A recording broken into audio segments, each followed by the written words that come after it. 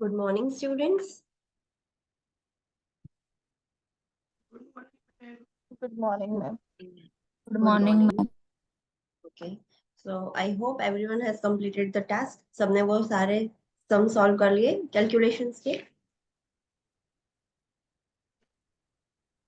Yes or no? Okay. So let's do a quick revision of our previous class. Last class में हमने क्या देखा था?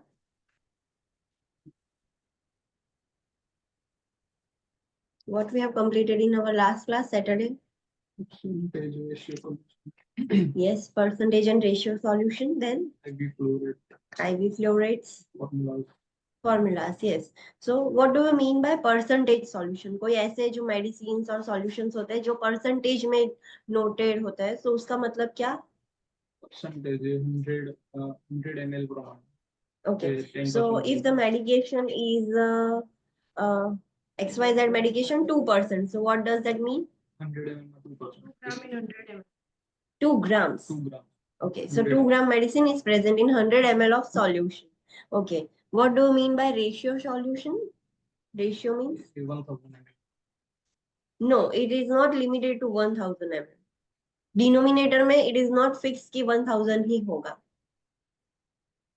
If the medication XYZ medication is showing 4 raised to 500, so what does that indicate? 4 gram 500. Yes, 4 grams present in 500 ml. Percentage solution में the solution quantity will remain same 100 ml ही होगा और gram change होगा according to percentage. But ratio solution में ऐसा नहीं है कि 1000 ml ही होगा. जो भी डिनोमिनेटर में होगा रेशियो के बाद में जो भी फिगर होगी that would be the solution और जो रेशियो के पहले वो फिगर होगी दैट वुड बी ग्राम.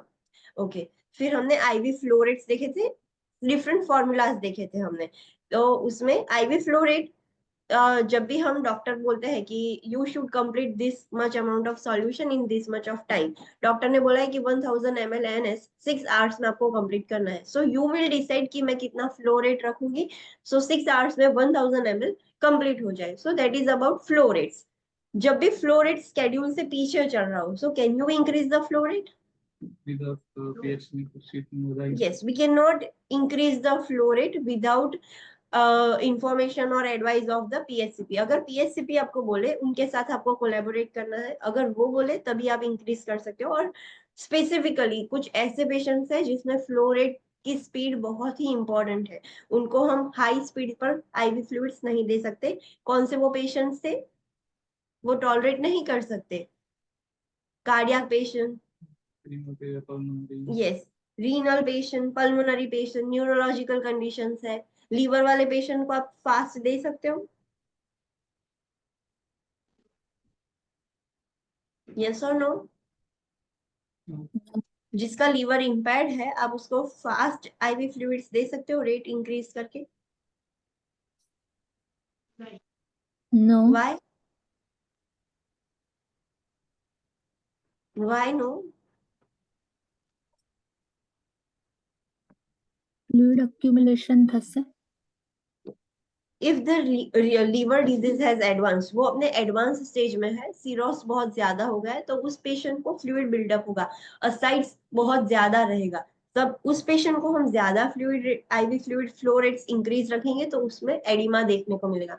अगर लीवर डैमेज है लाइक इतना कोई भी लीवर पेशेंट है बट उसका उतना एडवांस स्टेज में नहीं हो, उसको ऐसा असाइड्स का प्रॉब्लम नहीं है, तब वो टॉलरेट कर पाएगा. बट जिसको असाइड्स है उसको सीरोसिस बहुत एडवांस हो गया है, एडवांस स्टेज में लीवर डैमेज हो गया है, तब उस पेशेंट को हम IV flow rate limited amount में ही दे सकते हैं. तो the rate important point was yes, yes. और आईवी फ्लूइड जो हम देते हैं उसको कैसे कंसीडर करना है? As a intake of patient. It is not कि जो पेशेंट ओरली कंज्यूम कर रहा है वो ही इनटेक होता है. जो भी आईवी फ्लूइड्स हम दे रहे हैं वो पेशेंट के इनटेक में ही कंसीडर होगा. And if our IV fluid is running behind the schedule, we cannot increase the flow rate without advice of PHCP or PHCP's approval. So that is the important point. जब भी आप patient को IV flow rate ज्यादा रखते हो, if there is a need, doctor ने बोला है, so what is your duty, what is your responsibility? we have to assess the signs of fluid volume overload. जो भी पेशेंट को हमने हाई फ्लो रेट पे रखा है तो ज्यादा फ्लूइड जाएगा, तो फ्लूइड वॉल्यूम ओवरलोड ना हो जाए उसके लिए हमें मॉनिटर करना होगा. We can check by respiratory rate, heart rate, blood pressure and other signs. जो फ्लूइड वॉल्यूम ओवरलोड की हमने ऑलरेडी स्टडी की थी वो अदर साइंस भी आपको देखती रहनी होगी. Then we have seen different formulas. What is the formula? If you have been asked कि at how many drops per minute the nurse will set the flow rate, so what is the formula for that?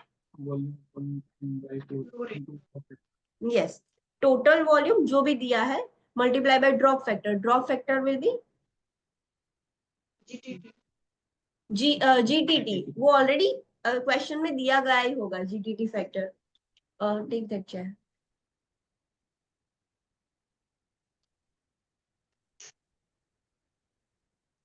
GTT will be already given in the question. Question में आपको दिया होगा और upon times in minute. अगर hours में हो तो you have to convert hours into the minutes. You cannot write directly into the hours. जो hours में mention किया गया हो time वो नहीं लिख सकते. अगर आपको कुछ ऐसा question दिया गया है and you have been asked कि at what time the fluid will get completed, कितना time लगेगा वो fluid को complete होने में, तो कौन सा formula आप use करोगे?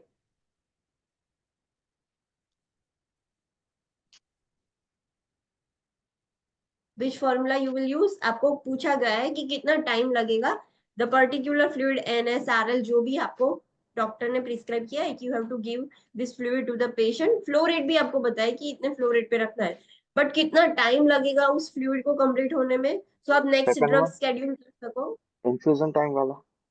यस, इन्फ्यूजन टाइम वाला जो फॉर्मूला था, तो व्हाट वाज द फॉर्मूला?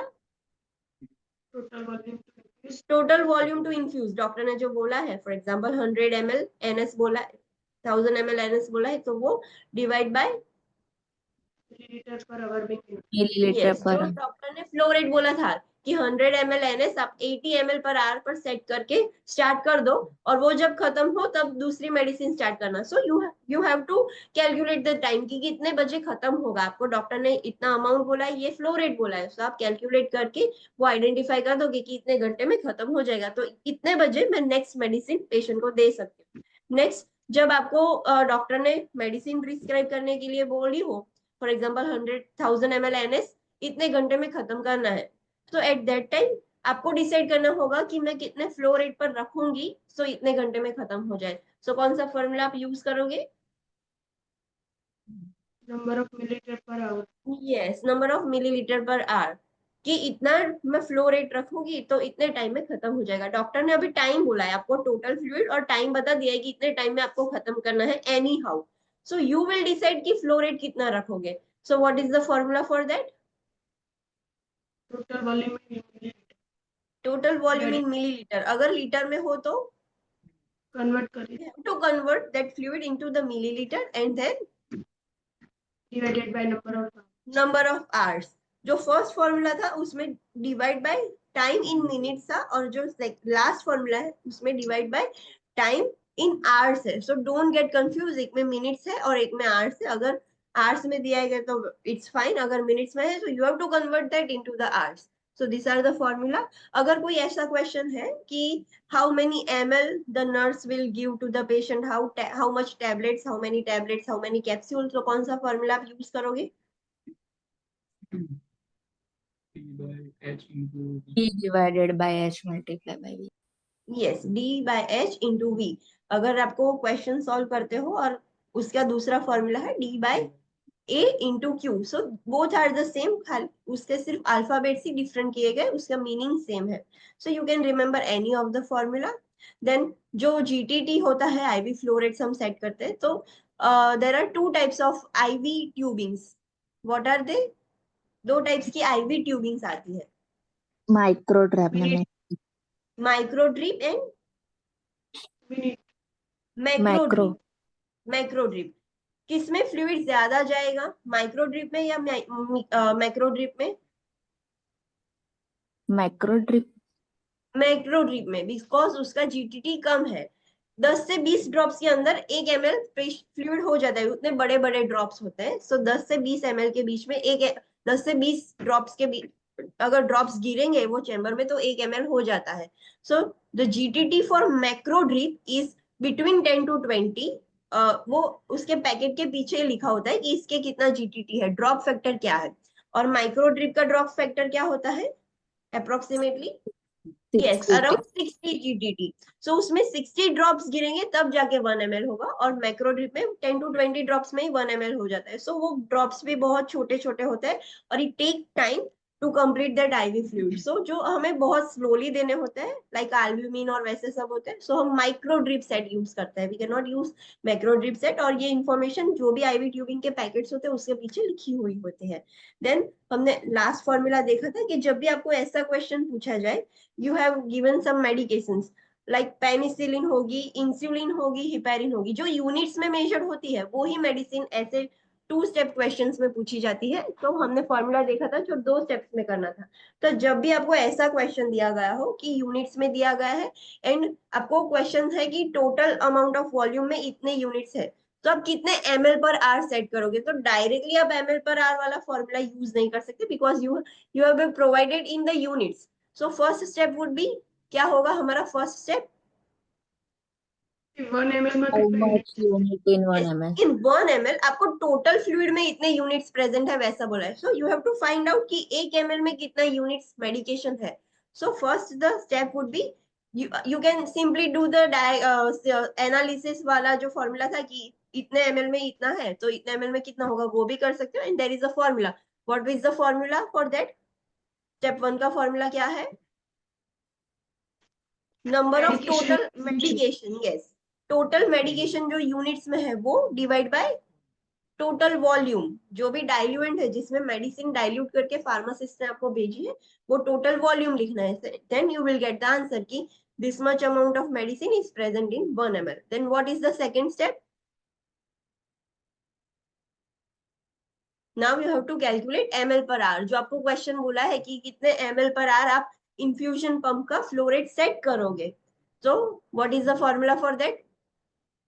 इसमें ml पर आर वाला जो पुराना फॉर्मूला था वो हम यूज नहीं कर सकते. So what is the formula? Dose per hour. Desire dose. Doctor ने बोला है कि मुझे इतने घंटे में हर घंटे इतना यूनिट मेडिसिन जाना चाहिए पेशेंट को. जो इंसुलिन है, एनोक्सापैरिन है या पेनिसिलिन है, जो भी मेडिसिन है 1 घंटे में इतने यूनिट्स पेशेंट को मिलने चाहिए. सो that is the desire dose. आपने वो लिखा डिवाइड बाय जो फर्स्ट स्टेप का आंसर था ml पर आर, इतना इतना यूनिट 1 ml में है.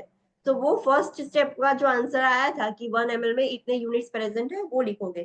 जो भी आपका आंसर आएगा दैट इज द ml पर आर, वो आपका मेन आंसर है. आप इन्फ्यूजन पंप है उतने फ्लो रेट पे सेट करोगे 25 ml पर आर. 1 घंटे में 25 ml जाएगा तो पेशेंट को 1000 यूनिट्स मेडिसिन मिल जाएगी 1 घंटे में. So this is how you have to do.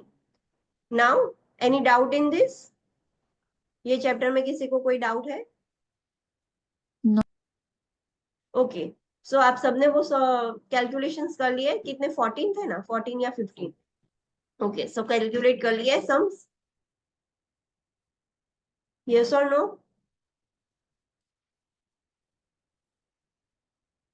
I am asking something. आपने कर लिए है या नहीं?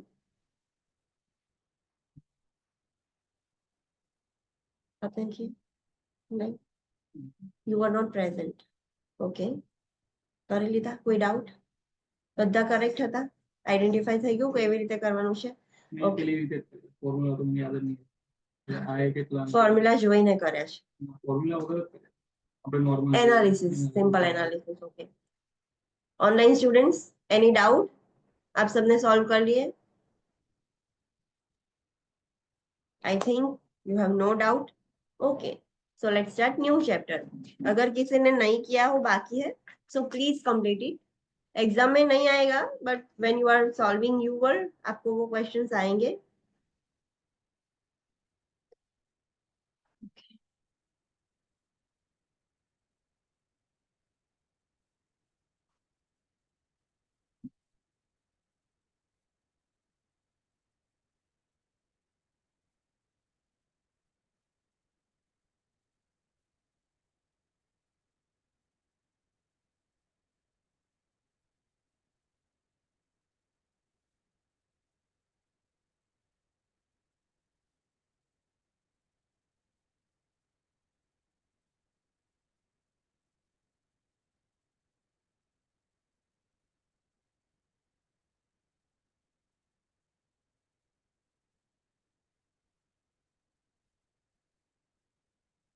Can you see my shared PPT? Online students? Yes, ma'am. Yes, ma'am. Okay, so let's start new chapter, that is chapter 15, perioperative nursing care. First of all, tell me, what do you mean by perioperative nursing care? What is this? Perioperative का मतलब क्या होता है? Preoperative. Before intra and post operative જે આપણે nursing care provide કરીએ. There is a difference between preoperative and perioperative. What is that? Preoperative means क्या और perioperative means क्या? Surgery One પહેલા student- કરીએ એનો preoperative અને Okay. perioperative Before surgery, the phase before surgery is called as preoperative phase. So what is perioperative? જેમાં pre During surgery. include થઈ જશે peri Yes, the phase of pre, intra and post operative. जो तीनों phase है combinedly called as perioperative. So perioperative nursing care में preoperative care भी आ जाएगी, intraoperative care भी आ जाएगी और post operative care भी आ जाएगी. So let's start this chapter. The priority concept of this chapter is infection and safety, because we know patient की surgery होने वाली है. So before surgery we have to maintain aseptic technique. After surgery भी patient को infection का risk होगा. So infection and patient safety is our main priority for this chapter.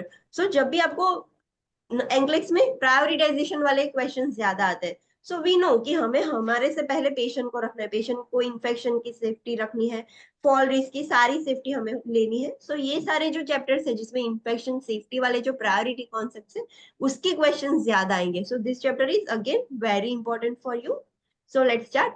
पेरीऑपरेटिव में 3 phases होंगे, pre operative, intraoperative and post operative. So each and every phase we will study कि pre operative nursing care हमें as a nurse क्या care करनी है. Intra operative में बहुत ही कम केयर होगी, बिकॉज इंट्रा ऑपरेटिव में हम सिर्फ डॉक्टर्स को असिस्ट करते हैं. We don't do anything other than assisting, हम सिर्फ असिस्ट करते हैं. बट जो pre and post operative care है वो हमारे ऊपर बहुत ज्यादा डिपेंड करती है, because we are the person कि जो पेशेंट को सर्जरी के तुरंत बाद पेशेंट हमारे कांटेक्ट में होता है, हमारे अंडर ऑब्जर्वेशन में होता है. सो हमारे लिए प्री एंड पोस्ट बहुत इंपॉर्टेंट है. इंट्रा ऑपरेटिव में इतना ज्यादा कंटेंट नहीं है to study. So let's start with the first phase, that is pre operative care. So first important red point is that you have to remember is a client may return home shortly after having a surgical procedure, because many surgical procedures are done through ambulatory care or one day stay surgical units. Perioperative care procedures apply even when the client returns home on the same day of the surgical procedure. इसका मतलब ये है कि nowadays you know कि सब minor surgeries होती है तो उसके लिए पेशेंट को 2-3 दिन का स्टे नहीं होता. पेशेंट एडमिट होता है, सर्जरी हो जाती है एंड स्टेबलाइज होकर एक ही दिन में डिस्चार्ज ले लेता है. सो अगर पेशेंट एक दिन के लिए भी एडमिट होता है सर्जिकल यूनिट में, सो इट डजंट मीन कि आप प्रॉपर पेरी ऑपरेटिव केयर नहीं दोगे. एक दिन के लिए भी पेशेंट एडमिट हुआ है सर्जरी के लिए, तब भी आपको pre, intra and post, that is the पूरी पेरी ऑपरेटिव केयर पेशेंट पर अप्लाई होगी, पेशेंट को देनी होगी आपको. Understood? Yes or no? Yes. Okay. Now tell me, जब भी पेशेंट एडमिट होगा, what is your step in pre-operative phase? Patient admit हुआ है, पेशेंट की सर्जरी है, surgery schedule on the next day, कल सर्जरी है पेशेंट की. सो पेरी ऑपरेटिव केयर में आप क्या चीजें आप ध्यान रखते हो, क्या प्री ऑपरेटिव फेज में आप क्या ध्यान रखते हो, क्या करते हो? Tell me. Taking return history, concern. Yes, first is consent. आप कंसेंट लोगे, इसके बिना तो कुछ नहीं हो सकता. Then taking history, medical and surgical, yes, health history. Then patient pre medication operative treatment. Sorry. Pre operative treatment. Okay, pre operative treatment और मेडिकेशंस, जो भी डॉक्टर्स बोलते हैं कि एंटीबायोटिक और जो भी मेडिसिन है वो करोगे. देन आपने वो Can we ask कल्चरल वाला allergy? Background. Can we yes, ask assess allergy? Allergy.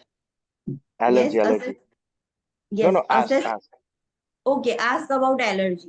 So that is all considered in the health history. आप health history में patient की medication history, previous past सब history, allergy related सब ले लोगे. Then shaving shaving.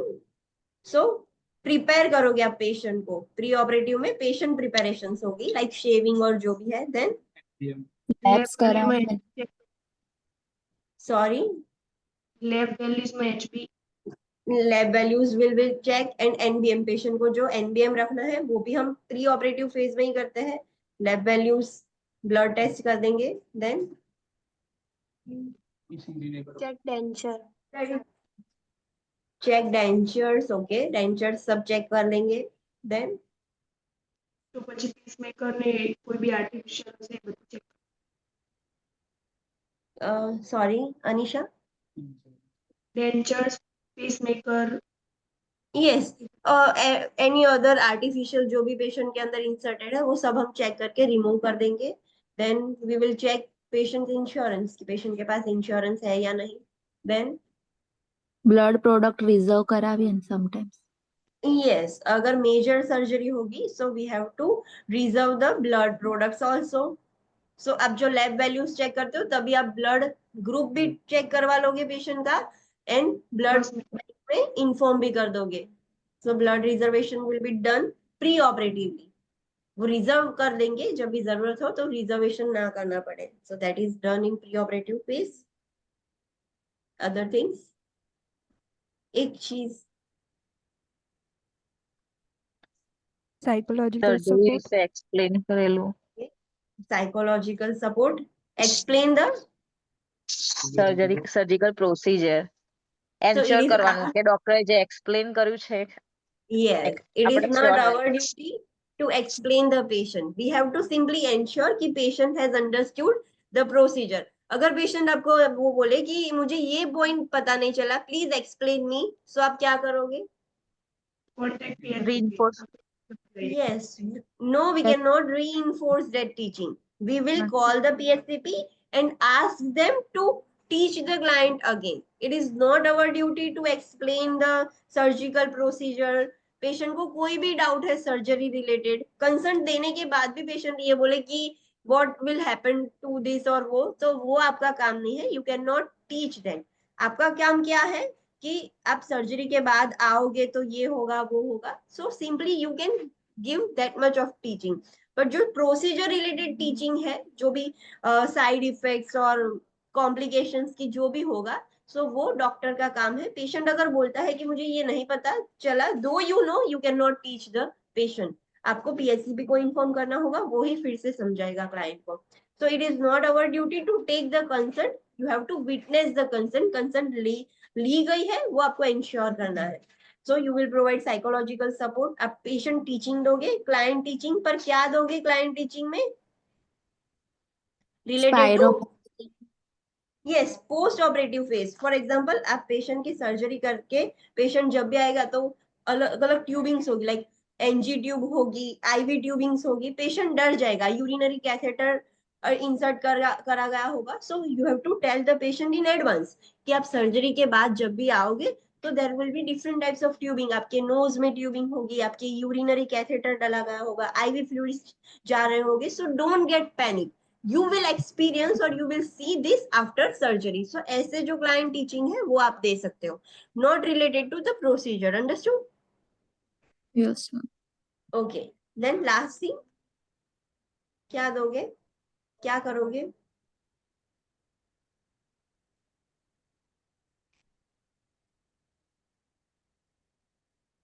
પેશન્ટના જે બિલોંગિંગ્સ હોય એ safely lock and key મૂકી દે એના કન્સેન્ટ લઈને Yes, safely patient's belongings we will place. What about this point? Bladder and bowel preparation. Yes, अगर पेशेंट की कोई जीआई सर्जरी है सो हम प्री ऑपरेटिव फेज में ही पेशेंट को एनिमा देके या वो देके उसका बॉवेल है वो क्लीन कर देते हैं। पेशेंट को सर्जरी में जाने से पहले ब्लैडर एम्प्टी करा के लेके जाते हैं। सो मेक श्योर कि बॉवेल एंड ब्लैडर प्रिपरेशन हो जाए पेशेंट की। तो this are the pre operative nursing care, ये सब आपको करनी है before surgery. So let's study जो हमने ये पॉइंट्स लिखे हैं कि consent, history, medications, shaving, NBM, blood test, psychological support, client teaching, bladder and bowel preparation, वो सब हम एक एक करके डिटेल में स्टडी करेंगे कि कंसर्न में आपको क्या करना है, हेल्थ हिस्ट्री में क्या करना है, मेडिसिन में क्या करना है। तो let's study.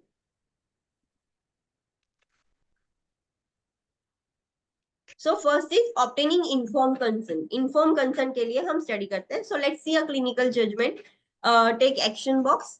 So the nurse is assisting the surgeon in obtaining informed consent. Nurse is not taking the informed consent. Nurse is assisting the surgeon to take the informed consent from a client for a scheduled surgical procedure. जो उसमें surgery होने वाली है उसके लिए informed consent में help कर रही है nurse.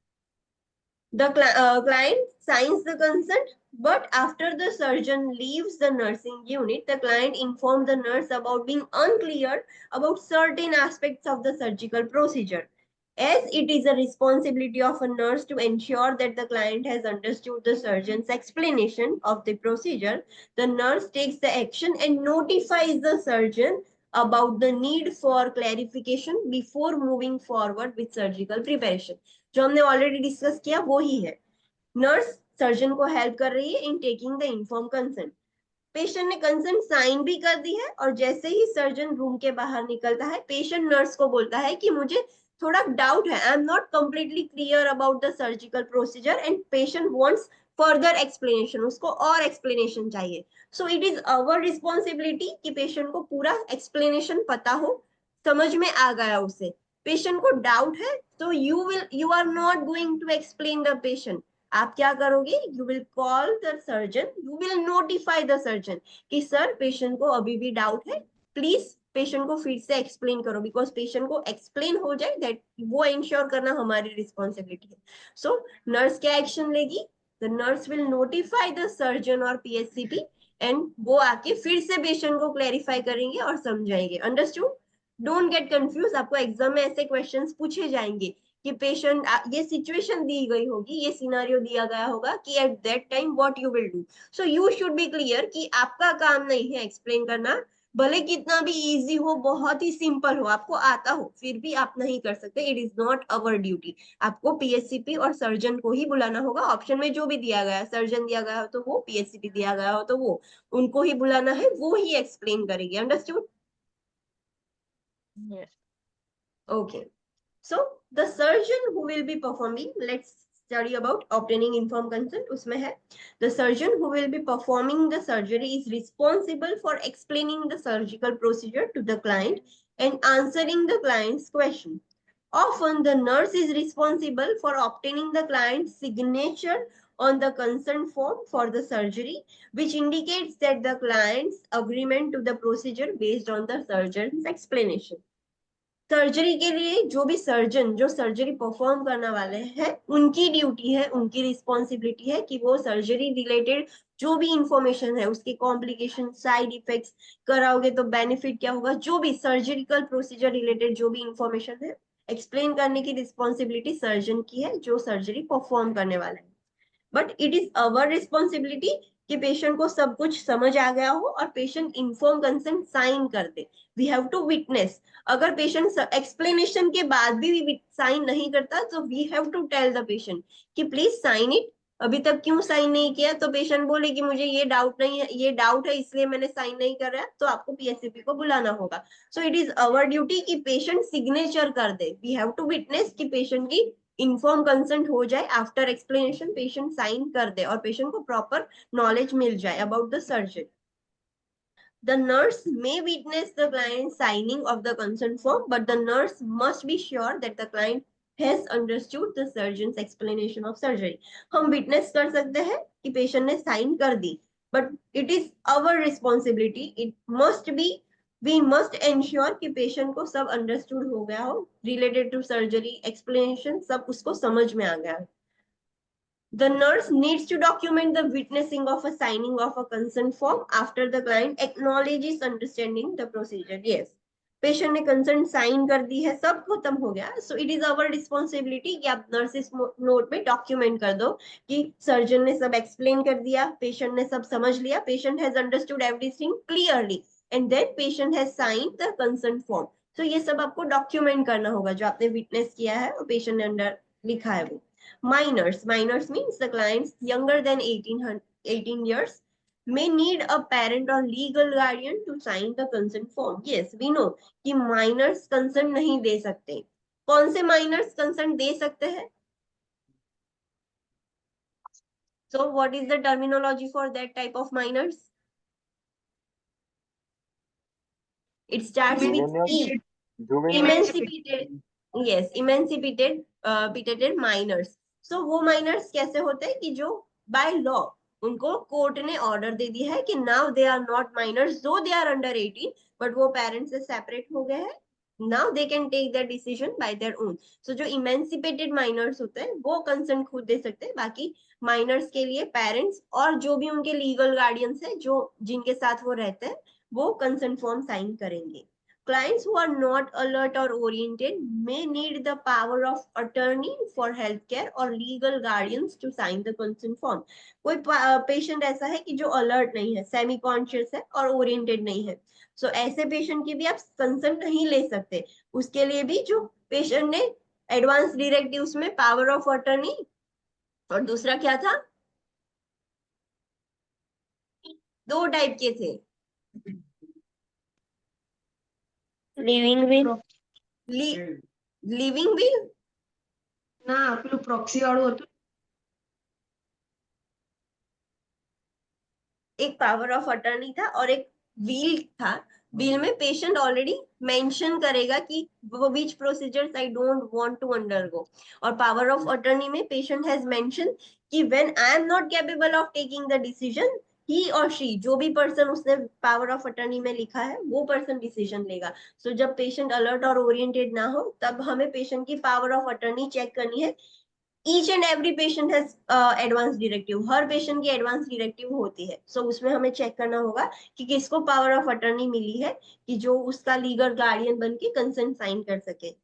Psychiatric clients have a right to refuse the treatment until a court has legally determined that they are unable to make decisions for themselves. Yes, अगर कोई psychiatric patient है, patient is not mentally fit, but वो patient ऐसा बोलता है कि I don't want to take this treatment और I don't want to undergo this surgery, so they have right to refuse.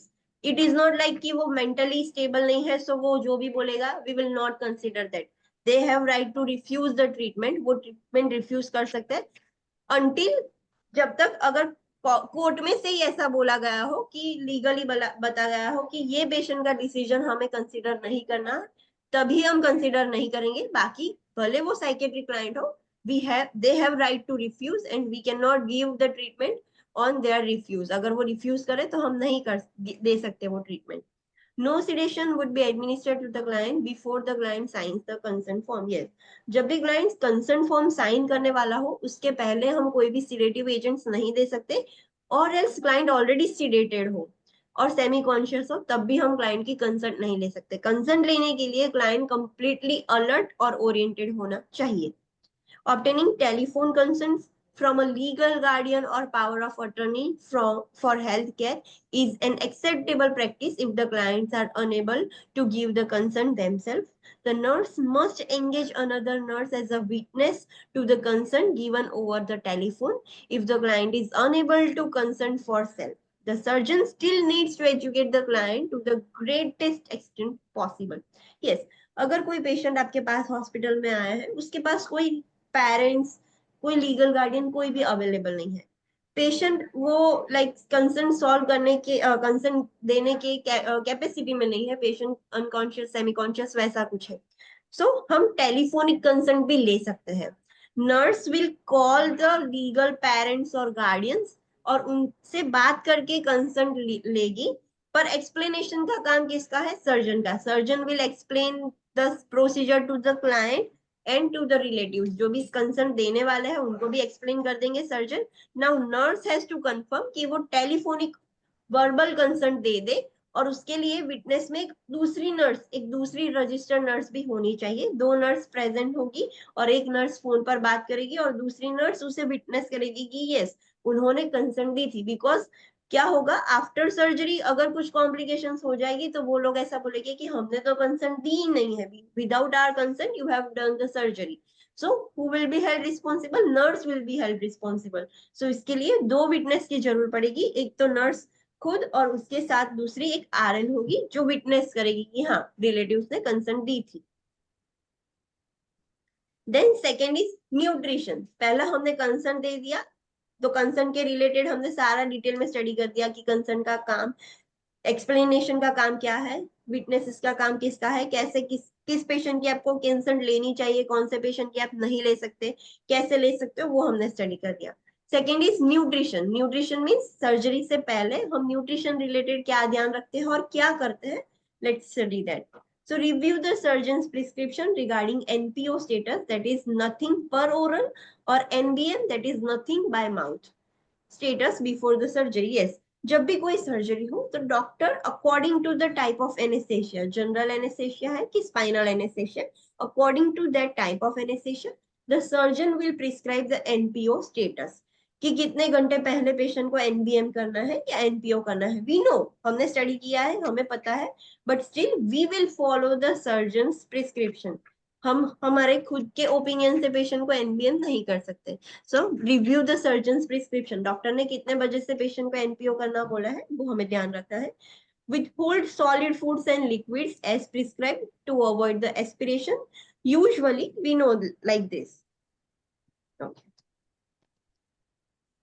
Usually for 6 to 8 hours before general anesthesia and approximately 3 hours before local anesthesia. हमें ये पता है कि जब भी general anaesthesia देकर surgery करनी होती है तो 6 से 8 घंटे से पहले ही हम पेशेंट को एनपीएम कर देते हैं, और लोकल एनेस्थेशिया वैसा कुछ एनेस्थेशिया देना होता है तो 3 घंटे पहले करते हैं। We know, but still we will follow the surgeons prescription. हमें ये नॉलेज है, पर हमारा खुद का नॉलेज हम उस टाइम नहीं यूज कर सकते। Insert an IV line and administer IV fluids is prescribed. Per agency policy, the IV catheter size would be large enough to administer blood products and IV fluids if they are required. Fluids are also administered to protect the kidneys during anesthesia. Yes, it is our responsibility. Doctor ने बोला है कि patient को NPO करना है, but still patient का fluid status maintain रखने के लिए हम आईवी फ्लूइड स्टार्ट कर देते हैं before surgery. So see the prescription, doctor ने कितना आईवी फ्लूइड बोला है, कौन सा आईवी फ्लूइड बोला है, कौन सी आईवी लाइन लेनी है। सो हमें वो देखकर पेशेंट को आईवी लाइन लेके फ्लूइड स्टार्ट करना है। अगर पेशेंट की कोई ऐसी सर्जरी है कि जिसमें देयर इज अ नीड कि ब्लड ट्रांसफ्यूजन की रिक्वायरमेंट होगी, तब आप कौन सी आईवी लाइन लोगे? 18 कौन से नंबर? 18 नंबर की, that is which colour? Green colour. Green colour, yes.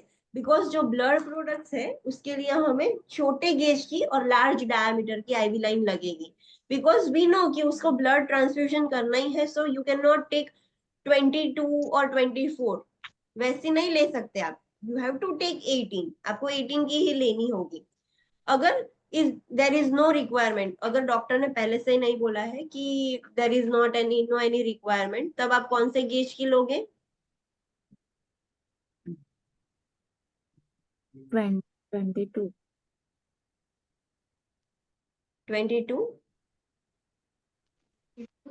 20. Which color? Which color? 22 blue. Blue No. हाँ मैम 22 ब्लू। 22 तो ब्लू जो आवे ना मैम। हाँ ma'am. But can you take blue? Pink भी ले सके 20 नंबर में।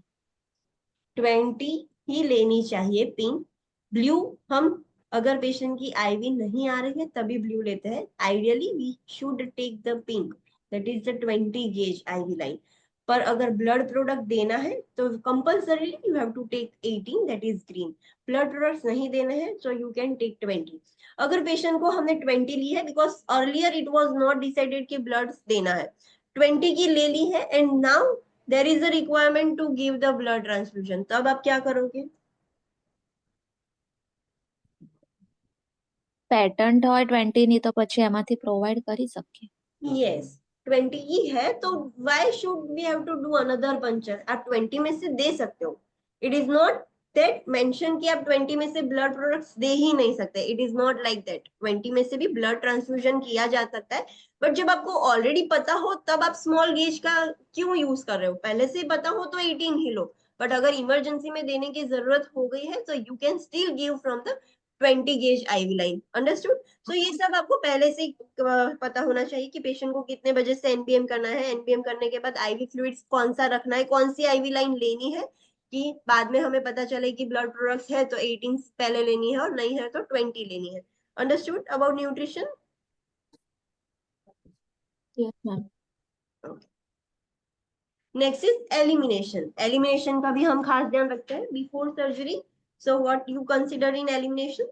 If the client is to have intestinal or abdominal surgery as per the surgeon's preference, an enema, laxative or both may be prescribed for the day or night before the surgery. अगर client की GI related कोई surgery है, intestinal और abdominal surgery, so depending on the surgeon preference, अगर surgeon बोले कि client को सिर्फ एनिमा देना है तो एनिमा दोगे, क्लाइंट बोले सिर्फ लेक्सेटिव देने हैं सो लेक्सेटिव दोगे आप, क्लाइंट सर्जन बोले कि आपको सिर्फ वो टैबलेट्स देनी है तो आप टैबलेट्स दोगे। So depending on the surgeon preference आप एनिमा, लेक्सेटिव और दोनों दे सकते हो and you can prepare the bowel for the surgery just day before. Surgery के एक दिन पहले या सिर्फ रात में आप देकर मॉर्निंग में क्लीन करवा सकते हो। सो अ डे बिफोर और a night before the surgery. The clients needs to void immediately before surgery. Yes, जब भी आप पेशेंट को ऐसे ऑपरेटिव रूम में ले जाते हो विद देयर बेड और व्हील चेयर और पेशेंट एम्बुलेट करके जो भी आप ले जाते हो, तो जाने से तुरंत पहले यू मेक श्योर कि पेशेंट ने वॉइड कर लिया है, यूरिन पास कर लिया है। So the client needs to void immediately before the surgery. Insert an indwelling urinary catheter if prescribed.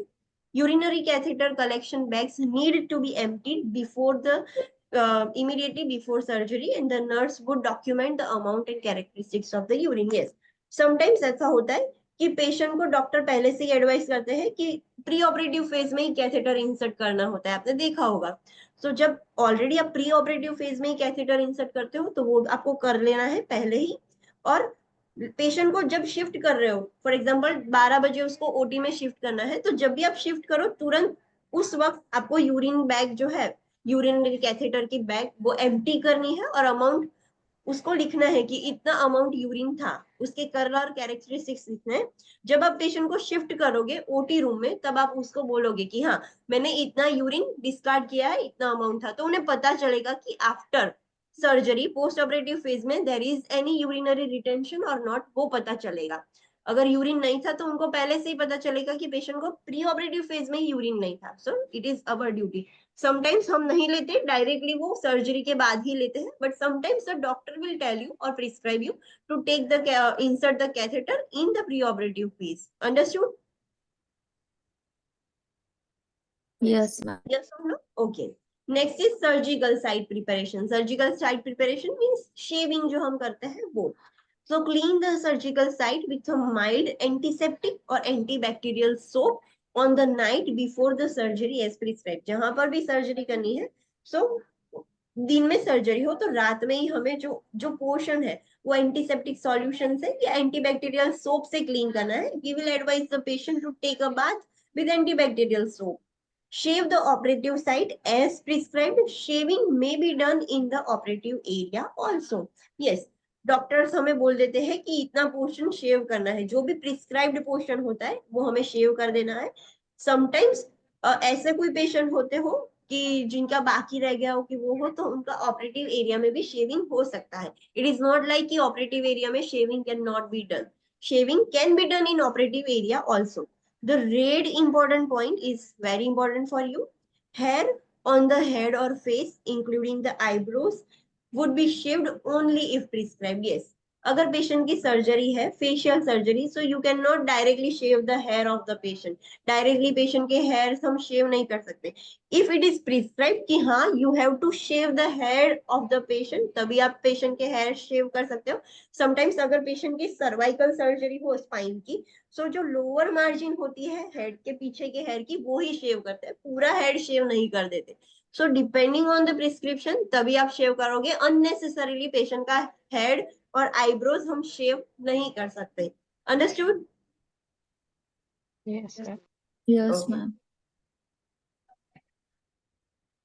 Next is pre operative client teaching. हमने बोला था कि client teaching is our responsibility, not related to surgery, but कौन सा client teaching हम दे सकते हैं, let's study about that. Explain fears and anxieties prior to surgery and inform the client what to expect post operatively. Yes, हमें client के fear और anxieties related explanation देना होगा और क्लाइंट को पहले से ही हमें इन्फॉर्म करना होगा कि सर्जरी के बाद पोस्ट ऑपरेटिव फेज में आप क्या चीज एक्सपेक्ट करने वाले हो। पेशेंट को सरप्राइज नहीं मिलनी चाहिए, उसे पहले से पता हो कि सर्जरी के बाद ये सब होगा, पेन होगा। पेशेंट को पहले से ही बोल दो, तो जब सर्जरी के बाद पेशेंट पेन एक्सपीरियंस करे तो वो पैनिक ना हो जाए, एंशियस ना हो जाए। So what you will give, let's study. Inform the client to notify the nurse of any allergies to medications or any environmental allergies. The client also needs to notify the nurse of the use of any vitamins, herbal supplements or over the counter medications. Yes, आपको patient को ऐसे teach करना होगा, you have to inform the client कि आपको, nurse को, पीएचसीबी को, सबको बताना है कि आपको कौन से मेडिकेशंस की एलर्जी है, कोई एनवायरमेंटल एलर्जी है या नहीं, कोई आप विटामिन ले रहे हो, कोई हर्बल सप्लीमेंट्स ले रहे हो, ऐसे सब आपको पेशेंट को समझाना है कि you have to notify each and every health care member. सबको पता होना चाहिए कि आपको इससे एलर्जी है और आप ये हर्बल सप्लीमेंट और ये विटामिन कंज्यूम कर रहे हो, ये ओवर द काउंटर मेडिसिन आप कंज्यूम कर रहे हो। Inform the client to notify the nurse if the client experiences any pain post-operatively, and that pain medications will be prescribed and given as the client requests. The client needs to be informed that some degrees of pain would be expected and is normal. Advise the client about charts, that is pain scale, that may be used to a certain level of pain. आपको patient को पहले से ही pre operative phase में ही समझाना है कि आप सर्जरी के बाद आओगे तो आपको पेन होगा, there will be a little bit of pain, और वो नॉर्मल है बिकॉज सर्जरी हुई है तो पेन तो होगा, पर कितना पेन हो रहा है, क्या हो रहा है, you have to notify the nurse. Nurse को आपको बताना होगा कि हाँ मुझे अब पेन हो रहा है, तो उनको पता चले कि now I have to give the analgesics. फिर एनाल्जेसिक्स के बाद पेन सबसाइड हो जाएगा, फिर से पेन स्टार्ट हो तो पेशेंट को फिर से नर्स को नोटिफाई करना होगा कि nurse, I am experiencing the pain. So ये सारा टीचिंग आपको क्लाइंट को प्री ऑपरेटिव फेज में ही देना होगा कि पोस्ट ऑपरेटिव के लिए आपको जब भी पेन हो तो आपको नर्स को इन्फॉर्म करना होगा, और nurse according to the client's request, client ऐसा बोलेगा कि मुझे पेन हो रहा है, so nurse according to that patient को एनाल्जेसिक्स देगी। Demonstrate the use of patient control analgesia. What is that? PCA. आपको एग्जाम में ये बहुत ही आएगा, पीसीए रिलेटेड क्वेश्चंस आएंगे आपको। What is PCA? Patient control analgesia. In Anglex countries, they have some device. आप ऑनलाइन गूगल सर्च करके देख सकते हो कि what is PCA, patient control analgesia. So it is a kind of pump. Patient control analgesia pump, PCA pump, if prescribed, and explain that the client is the sole person who would push the button to administer the medicine.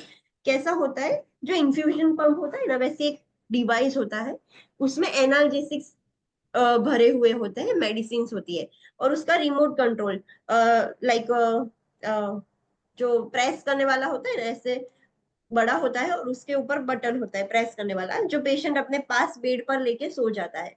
So button would be placed with the patient, उसका button patient के पास होगा, जब भी patient को pen हो तब patient वो बटन पुश करेगा, सो मेडिसिन डायरेक्टली पेशेंट के अंदर एडमिनिस्टर हो जाएगी। So patient would be the only sole person जो बटन प्रेस कर सकता हो। अगर पेशेंट को पेन हो रहा है, पेशेंट के रिलेटिव्स कोई बैठे हैं, पेशेंट की वाइफ बैठी है, सो पेशेंट ऐसे वाइफ को नहीं बोल सकता कि please press the button for me, nurse को भी नहीं बोल सकता, हम भी बटन प्रेस नहीं कर सकते। The button should only be pressed by patient only, not nurse, not PHCP, not the patient relative. ये पॉइंट आपको याद रखना है। आपको कंफ्यूज करने के लिए ऐसी सिचुएशन दी जाएगी एग्जाम में, XYZ ऐसे पूरी सिचुएशन क्रिएट करी जाएगी, और पेशेंट, आप नर्स हो, पेशेंट के पास गए हो, पेशेंट आपको बोल रहा है कि please nurse I am experiencing the pain, so will you push the PCA pump button? No. No, it is not our responsibility, is not our task. Patient खुद पंप का बटन दबाएगा बिकॉज पेशेंट को पता है कि उसको कितना pen हो रहा है, बट हाँ इट इज अवर रिस्पॉन्सिबिलिटी कि आप प्री ऑपरेटिव फेज में ही उसको पूरा समझा दो, डेमोस्ट्रेट कर दो कि आपको जितना पेन हो तो ऐसे बटन दबाना है, ऐसे करना है, वो सब डेमोस्ट्रेट आपको पहले से करना है। डायरेक्टली पेशेंट सर्जरी के बाद आए फिर आप पंप उसको समझाओ कि हाँ ऐसे दबाना है, तो it is not like that. आपको प्री ऑपरेटिव फेज में ही पीसीए पंप कैसे वर्क करता है, कैसे बटन दबाना है, क्या करना है, वो सब आपको डेमोस्ट्रेट प्री ऑपरेटिव फेज में करना होगा। Instruct the client on how to use Non-invasive pain relief techniques such as relaxation, distraction techniques, and guided imagery before the pain occurs and as soon as the pain is noticed. Yes, हमने patient को बोला कि जब भी आपको pen हो तब हमें नोटिफाई करो कि हम मेडिसिन दे सके, but it is not every time patient को सर्जरी के बाद पेन होगा तो ओवरडोज तो हम नहीं दे सकते एनाल्जेसिक्स का. सो हमें प्री ऑपरेटिव फेज में पेशेंट को वो भी टीचिंग देना होगा कि there are other pain relief techniques, non-medicine, non-medicated और non-invasive pain relief techniques है like relaxation, distraction technique, guided imagery technique. तो ये सब आप यूज कर सकते हो before the pain occurs. Pain नहीं हो रहा तब भी आप यूज कर सकते हो, और जब भी आपको नोटिस हो कि हाँ मुझे अभी पेन स्टार्ट हुआ है तब भी आप ये टेक्निक्स यूज कर सकते हो.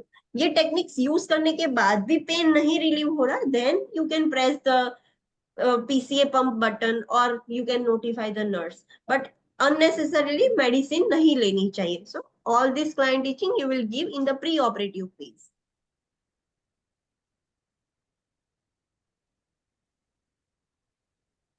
The nurse would instruct the client not to smoke for at least 24 hours before the surgery. Discuss smoking cessation treatments and programs. Yes, ये प्री ऑपरेटिव फेज का हम टीचिंग देख रहे हैं. सो सर्जरी से पहले ही हमें पेशेंट को टीचिंग देना है कि आप सर्जरी के 24 घंटे पहले स्मोकिंग नहीं कर सकते. अगर पेशेंट स्मोकिंग करता है तो 24 घंटे से पहले स्मोकिंग भी होल्ड करना होगा. We can not, we have to advise the patient कि you have to stop the smoking cessation programs treatments start करनी होगी. Instruct the client in deep breathing and coughing techniques and use of incentive spirometry, early ambulation as long as there are no activity restrictions, and the importance of performing the techniques post-operatively to prevent the development of pneumonia, atelectasis, and thrombus formation. Yes, patient surgery के बाद हम incentive spirometry कराते हैं, कैसे deep breathing करना है, कैसे coughing करना है. सो वो सब हम सर्जरी से पहले प्री ऑपरेटिव में ही टीचिंग देते हैं कि आपको सर्जरी होगी, सूचर्स हो गए और आपको कॉफिंग हो, खांसी आए तो कैसे कॉफिंग करना है, because you will experience the pain sutures की वजह से. तो कैसे कॉफिंग करना है, कैसे डीप ब्रीथिंग करना है, इंसेंटिव स्पायरोमेट्री कैसे यूज करना है, वो सब आप प्री ऑपरेटिव फेज में ही सिखा दोगे पेशेंट को. अगर पेशेंट की माइनर सर्जरी है तो अर्ली एम्बुलेशन के रिलेटेड भी आप पेशेंट को एजुकेट कर दोगे कि जैसे ही आपकी सर्जरी हो जाएगी और आप स्टेबिलाईज हो जाओगे तो आपको चलना है. तो जिसकी वजह से जो पोस्ट ऑपरेटिव कॉम्प्लिकेशंस होती है लाइक न्यूमोनिया, एटिलेक्टेसिस, थ्रोम्बस फॉर्मेशन, अगर पेशेंट एम्बुलेशन नहीं करेगा तो डीवीटी हो जाएगा, डीप वेन थ्रोम्बोसिस हो जाएगा. पेशेंट वेंटिलेटर पर था तो coughing, incentive spirometry, deep breathing exercise नहीं करेगा तो पेशेंट को न्यूमोनिया और एटिलेक्टेसिस हो जाएगा. तो ये सब कॉम्प्लिकेशंस को प्रिवेंट करने के लिए हम ये सब करवाते हैं पोस्ट ऑपरेटिव फेज में, बट उसको टीचिंग कैसे करना है, क्या करना है, वो आप प्री ऑपरेटिव फेज में पेशेंट को समझाओगे. Let's see the box 15.1 client teaching related to deep breathing, incentive spirometry, leg and foot exercise and splinting the incision. So deep breathing और coughing कैसे करना है, कैसे समझाओगे पेशेंट को.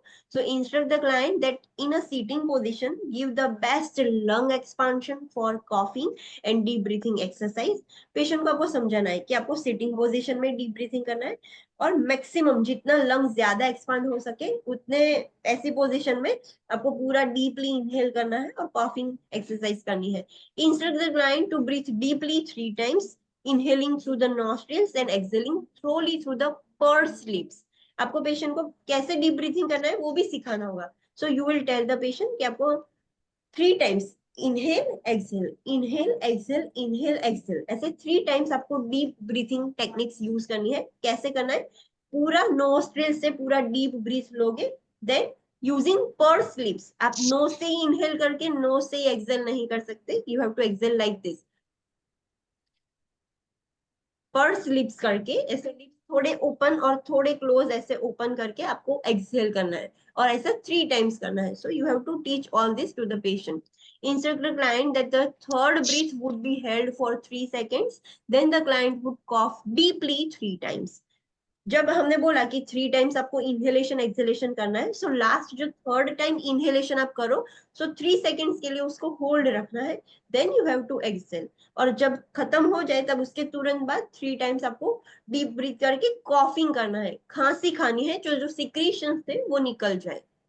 The client needs to perform this exercise every 1 to 2 hours. हमें client को वो भी समझाना है कि ये एक्सरसाइज जो डीप ब्रीथिंग एक्सरसाइज थी हर 1 से 2 घंटे में आपको करते रहना है, सो आपके लंग्स प्रॉपरली एक्सपांड हो जाए। जो वेंटिलेटर पर थे तो वो कोलैप्स हो गए होंगे, सो ये प्रॉपर एक्सपांशन हो जाए और वो सिक्रीशंस आगे निकल जाए। नेक्स्ट, इंसेंटिव स्पायरोमेट्री आपको कैसे यूज करना है वो आप क्लाइंट को समझाओगे। So instruct the client to assume a sitting position or upright position. Instruct the client to place the mouth tightly around the mouthpiece. आपने देखा है इंसेंटिव स्पायरोमेट्री देखा है? हाँ, यस हाँ, मैम। Yes ma'am. कैसा होता है? मतलब देयर आर पांच 3 हुए रहते हैं। 3 चैम्बर्स balls, होते हैं, बॉल्स 3 होते हैं, balls. पाइप जैसा निकलता है और उसके आगे माउथ पीस होता है। So you have to instruct the client कि उसको टाइटली माउथ में रखना है और सील कर देना है। ऐसे नहीं कि खुला है और आप इनहेल कर रहे हो तो हवा निकल रही हो, वैसा नहीं रखना। Instruct the client to inhale slowly to raise and maintain the flow rate indicator on the device as prescribe. Instruct the client to hold the breath for 5 seconds and then to exhale through the pursed lips. Instruct the client to repeat the process 10 times every hour. Patient को आपको बोलना है, incentive spirometry आपने patient को already समझाया होगा। सो पूरा seal करके वो बॉल्स कब ऊपर आते हैं, जब हम इनहेल करते हैं तब ऊपर आते हैं। So you have to tell the patient कि आपको डीपली इनहेल करना है तो धीरे धीरे धीरे धीरे बॉल ऊपर होंगे। Then you have to hold that ball at height. आपको इनहेलेशन करके होल्ड करनी है ब्रीथ, तो वो बॉल वहां पर ही रहेंगे। Then after some time you can remove the mouthpiece and आपको एक्सहेल करना है। एक्सहेल कैसे करना है? पर्स लिप से। नॉस आपने इनहेल किया माउथ से, फिर पर्स लिप से आपको एक्सहेल कर देना है। सो ऐसे 1 घंटे में 10 बार करना है, तभी आपके लंग्स प्रॉपरली एक्सपांड होंगे। सो इंसेंटिव स्पायरोमेट्री कैसे करना है वो आप क्लाइंट को समझाओगे। Next, leg and foot exercise कैसे करनी है वो क्लाइंट को समझाओगे। So gastrocnemius, that is the calf pumping, जो ये जो काफ मसल्स होते हैं उसका pumping. Instruct the client to move both ankles pointing the toes up and down. Patient को ऐसे ये जो काफ मसल्स है उसका पंपिंग कैसे करना है।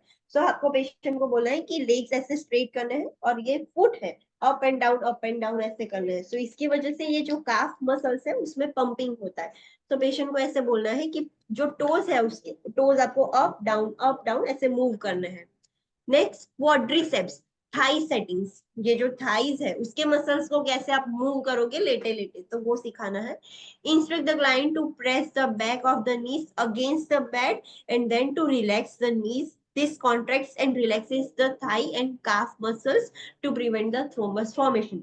Patient ऐसे सो रहा है बेड पर, this is the patient knee, patient का नी है, तो ऐसे ऐसे टाइट करेगी पेशेंट, अपना नी टाइट करेगा तो बेड पर ऐसे फोर्स लगेगा ऐसे स्ट्रेट करने से। सो उसकी वजह से जो हैमस्ट्रिंग्स मसल्स होते हैं थाई के और जो काफ मसल्स है वो रिलैक्स होगी कॉन्ट्रैक्ट होंगे, रिलैक्स होंगे कॉन्ट्रैक्ट होंगे, तो इसकी वजह से ब्लड सर्कुलेशन इंप्रूव होगा और डीवीटी के चांसेस प्रिवेंट हो जाएंगे। Okay. Foot circles. Instruct the client to rotate each foot in a circle. Keep knee. Foot circle कैसे करना है? क्लाइंट को लेटे लेटे ही ऐसे पूरा सर्कल करना है, फुट से ऐसे ऐसे मूव करना है फुट। सो वो आपको क्लाइंट को समझाना होगा। हिप एंड नी मूवमेंट्स कैसे करनी है सोते सोते, तो instruct the client to flex the knees and thighs to straighten the leg, holding the position for 5 seconds before lowering. Not perform if the client is having abdominal surgery or if the client has a back problem. Yes, client ऐसे leg straight करेगा फिर नी से band करेगा, जो हम normally band straight करते हैं वैसा करना है एक पोजीशन पे। फॉर एग्जांपल पेशेंट के लेग स्ट्रेट है, जब वो बैंड करेगा एंकल से बैंड करेगा और नी से अप हो जाएंगे लेग। सो 5 सेकेंड तक होल्ड करना है, फिर से स्ट्रेट करना है, 5 सेकेंड तक होल्ड, फिर से बैंड करना है, 5 सेकेंड तक होल्ड, ऐसा करना है। बट अगर पेशेंट की एब्डोमिनल सर्जरी है या स्पाइन की सर्जरी है, बैक की सर्जरी है, तो पेशेंट ये एक्सरसाइज नहीं कर सकता। सो मेक श्योर कि पेशेंट की कोई ऐसी कोई सर्जरी ना हो। Splinting the incision, splinting the incision means patient को जब कॉफिंग करेगा डीप ब्रीथिंग करेगा तो सूचर्स ऐसे स्ट्रेच होंगे, सो वो पेन होगा पेशेंट को, तो इंसिजन कैसे स्प्लिंट करना है, कैसे ऐसे कवर करके रखना है वो भी आपको सिखाना होगा।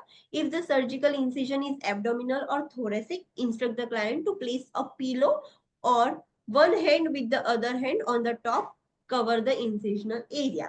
हम पेशेंट को अगर ऐसे थोरेसिक सर्जरी होती है, ओपन हार्ट सर्जरी में कैसे थोरेसिक सर्जरी होती है, और एब्डोमिनल कोई मेजर सर्जरी की है तो पूरा मेजर इंसिजन, बड़ा इंसिजन होगा। सो जब पेशेंट कॉफिंग करे या फिर कुछ भी करे तो पेशेंट को बोलना है कि आपको पिलो रख के ऐसे कवर करना है, या फिर you can use your hands, जो इंसिजन है उस पर एक हाथ और दूसरे हाथ से, आप दोनों हाथ से सूचर्स आपको कवर करके रखने हैं, एक साथ रखने हैं। So you can use any of the method, आप पिलो से भी कवर कर सकते हो इंसिजन और using your hands also. During deep breathing and coughing, the client presses gently against the incisional area to splint and or support it. जब patient ऐसे deep breathing करेगा, so there will be the expansion of the chest. तो sutures ऐसे chances हो, because freshly operated है, तो sutures break होने के चांसेस होते हैं। सो पेशेंट को आपको बोलना है कि जब भी आप डीप ब्रीथिंग करो, कॉफिंग करो, सो पिलो से उसको टाइटली होल्ड करके रखो तो सूचर्स सेपरेट ना हो जाए। सो आपको प्रेशर देना है अगेंस्ट द इंसिजनल एरिया, जहां पर इंसिजन रखा है वहां पर ऑपोजिट प्रेशर देना है, because there will be the expansion. So pillow से या अपने हाथ से ऑपोजिट प्रेशर देना है कि जिसकी वजह से सूचर्स सेपरेट ना हो जाए एक दूसरे से। So this is the client teaching you will give to the patient.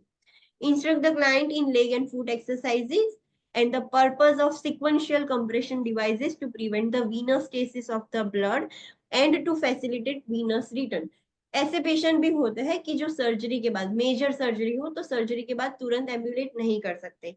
सो ऐसे पेशेंट में हम क्या यूज करते हैं? Sequential compression device. What is that?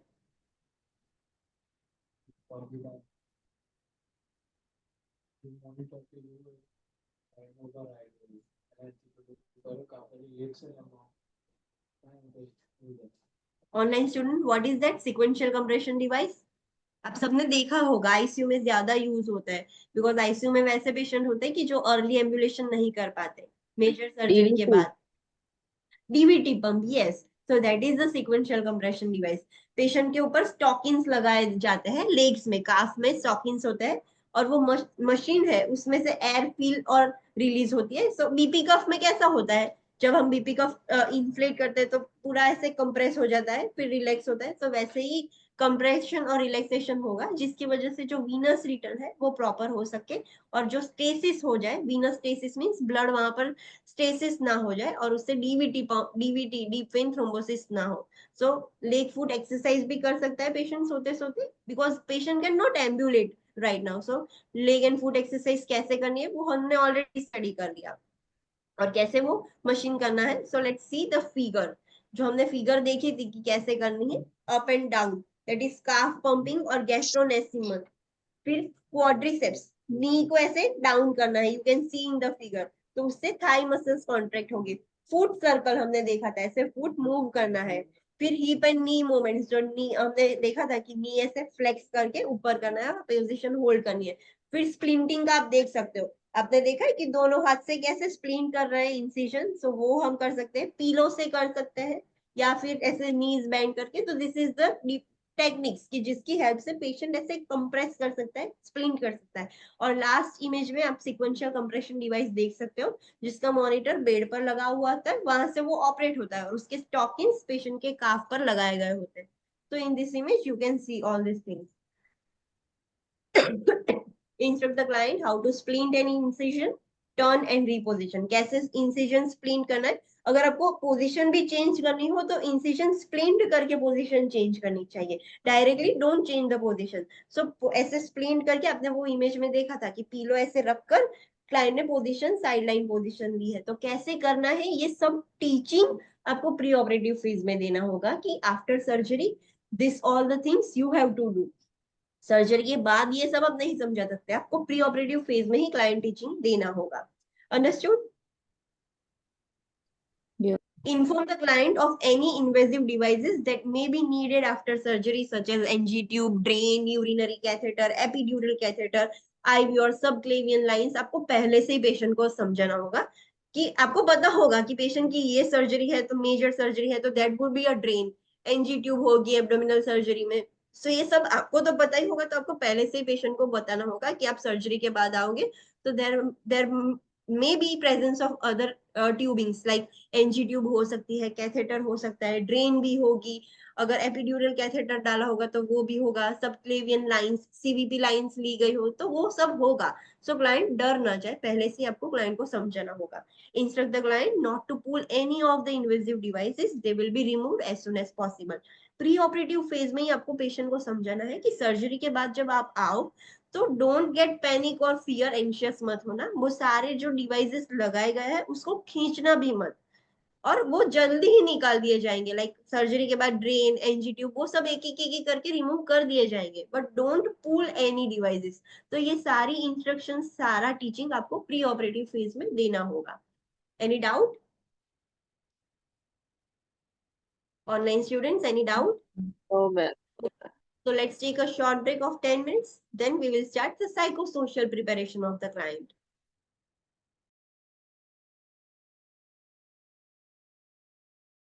From break, should we start now? Yes. Yeah. Okay, so let's see about psychosocial preparation of the patient. So as a nurse, what is your duty under this topic?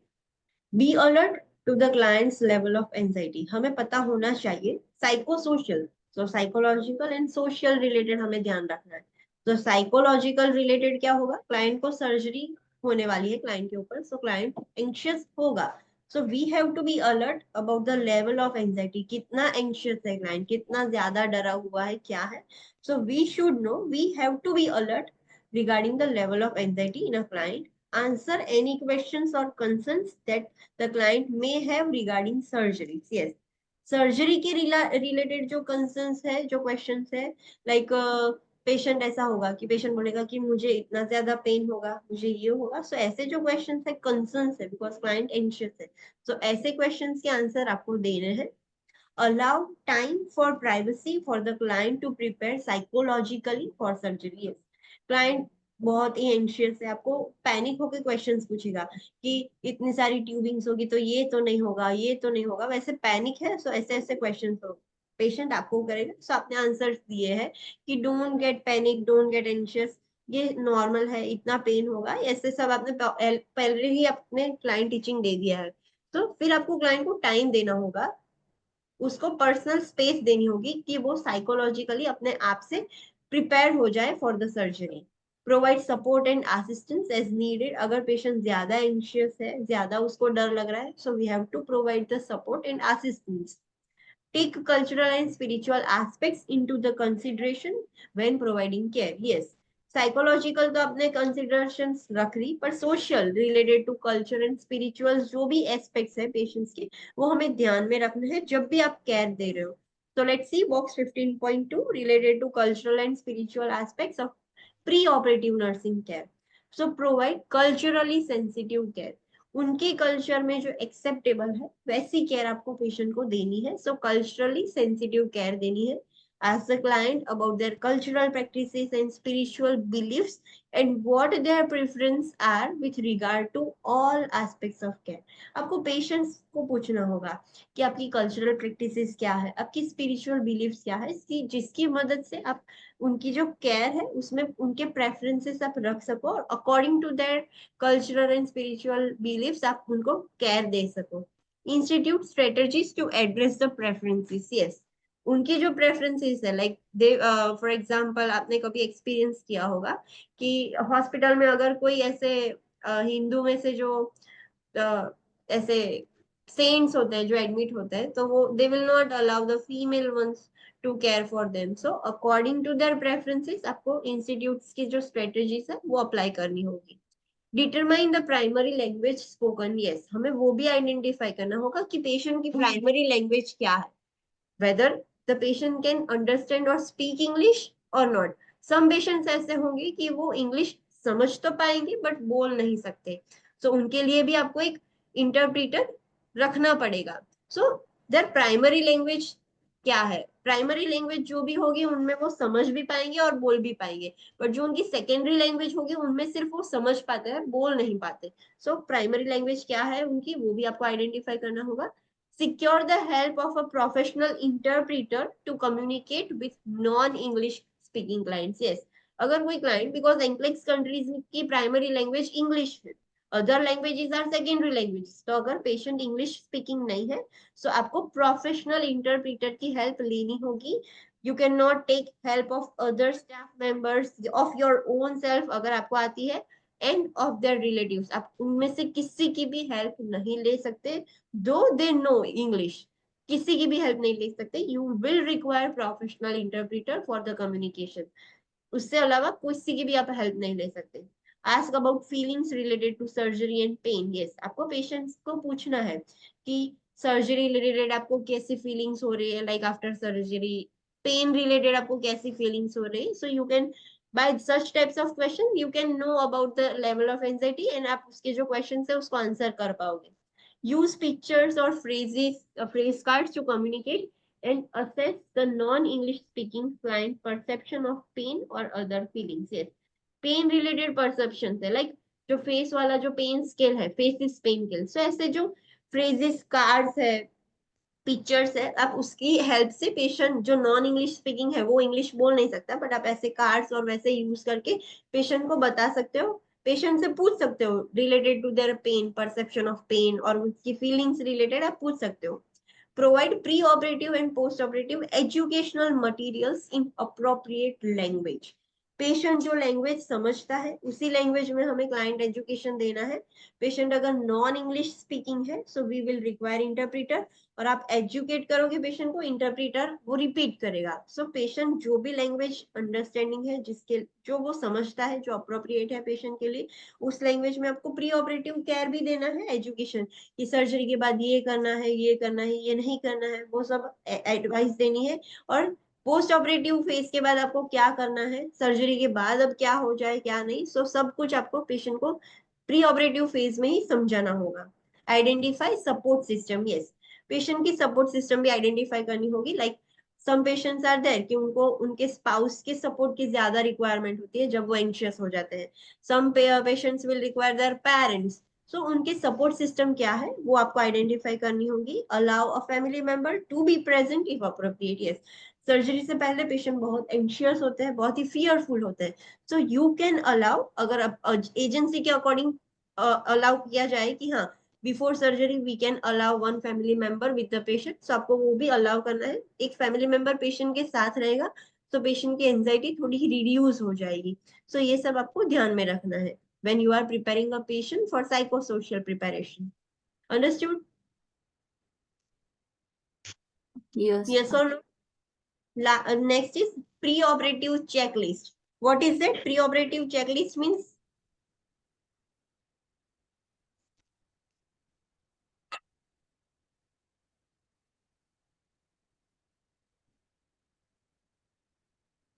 okay, online students, what is pre-operative checklist?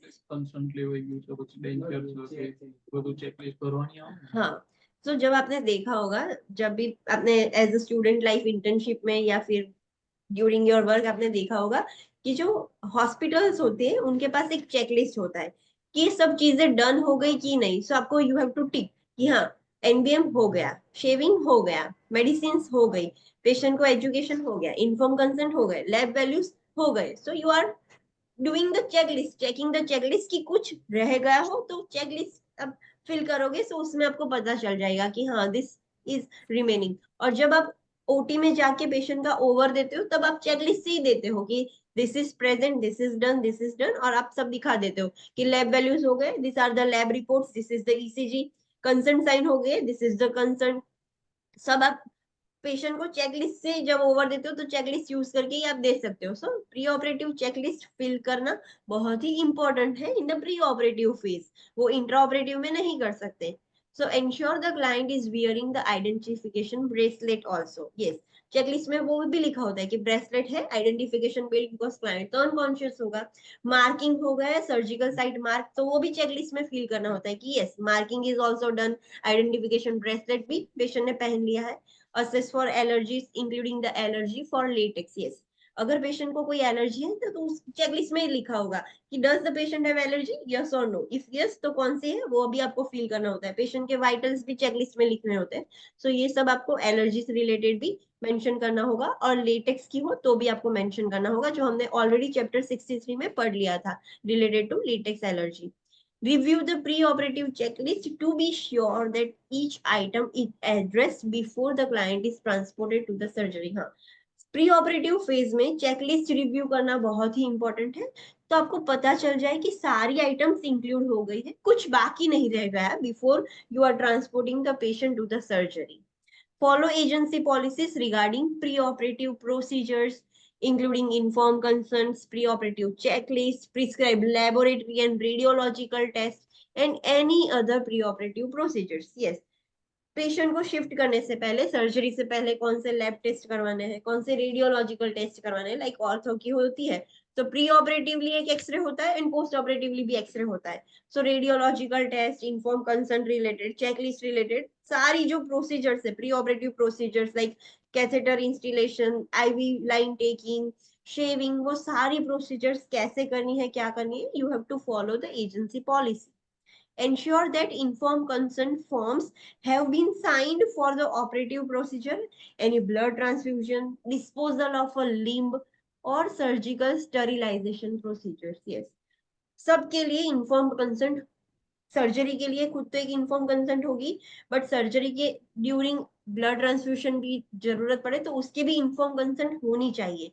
अगर surgery कुछ amputation के लिए है या कुछ organ removal के लिए है, तो वो ऑर्गन आप डिस्कार्ड करने वाले हो, उसकी भी एक कंसेंट होनी चाहिए. अगर surgical sterilization procedure, what is that? No, इसके लिए इन्फॉर्म कंसेंट की क्या जरूरत है? What is sterilization procedure? Surgical sterilization procedure जिसकी इन्फॉर्म कंसेंट होनी चाहिए, what is that? Male sterilization, female sterilization, what is that? Catheter आज करिए. हमें करिए. Yes, vasectomy, tubectomy. Vasectomy means patient का जो वास्ट डिफरेंस है वो सूचर्स लेके हम क्लोज कर देते, तो पेशेंट विल बी स्टेराइल, वो फर्टाइल नहीं रहेगा. सो अगर ऐसी कोई स्टेरिलाइजेशन प्रोसीजर करनी है तो उसकी भी कंसेंट लगेगी. आपको पता होगा कि government has launched some kind of programs कि आफ्टर टू चाइल्ड, वो जो फीमेल होती है उसको स्टेरिलाइजेशन करना होता है, you can insert the copper T और tubectomy.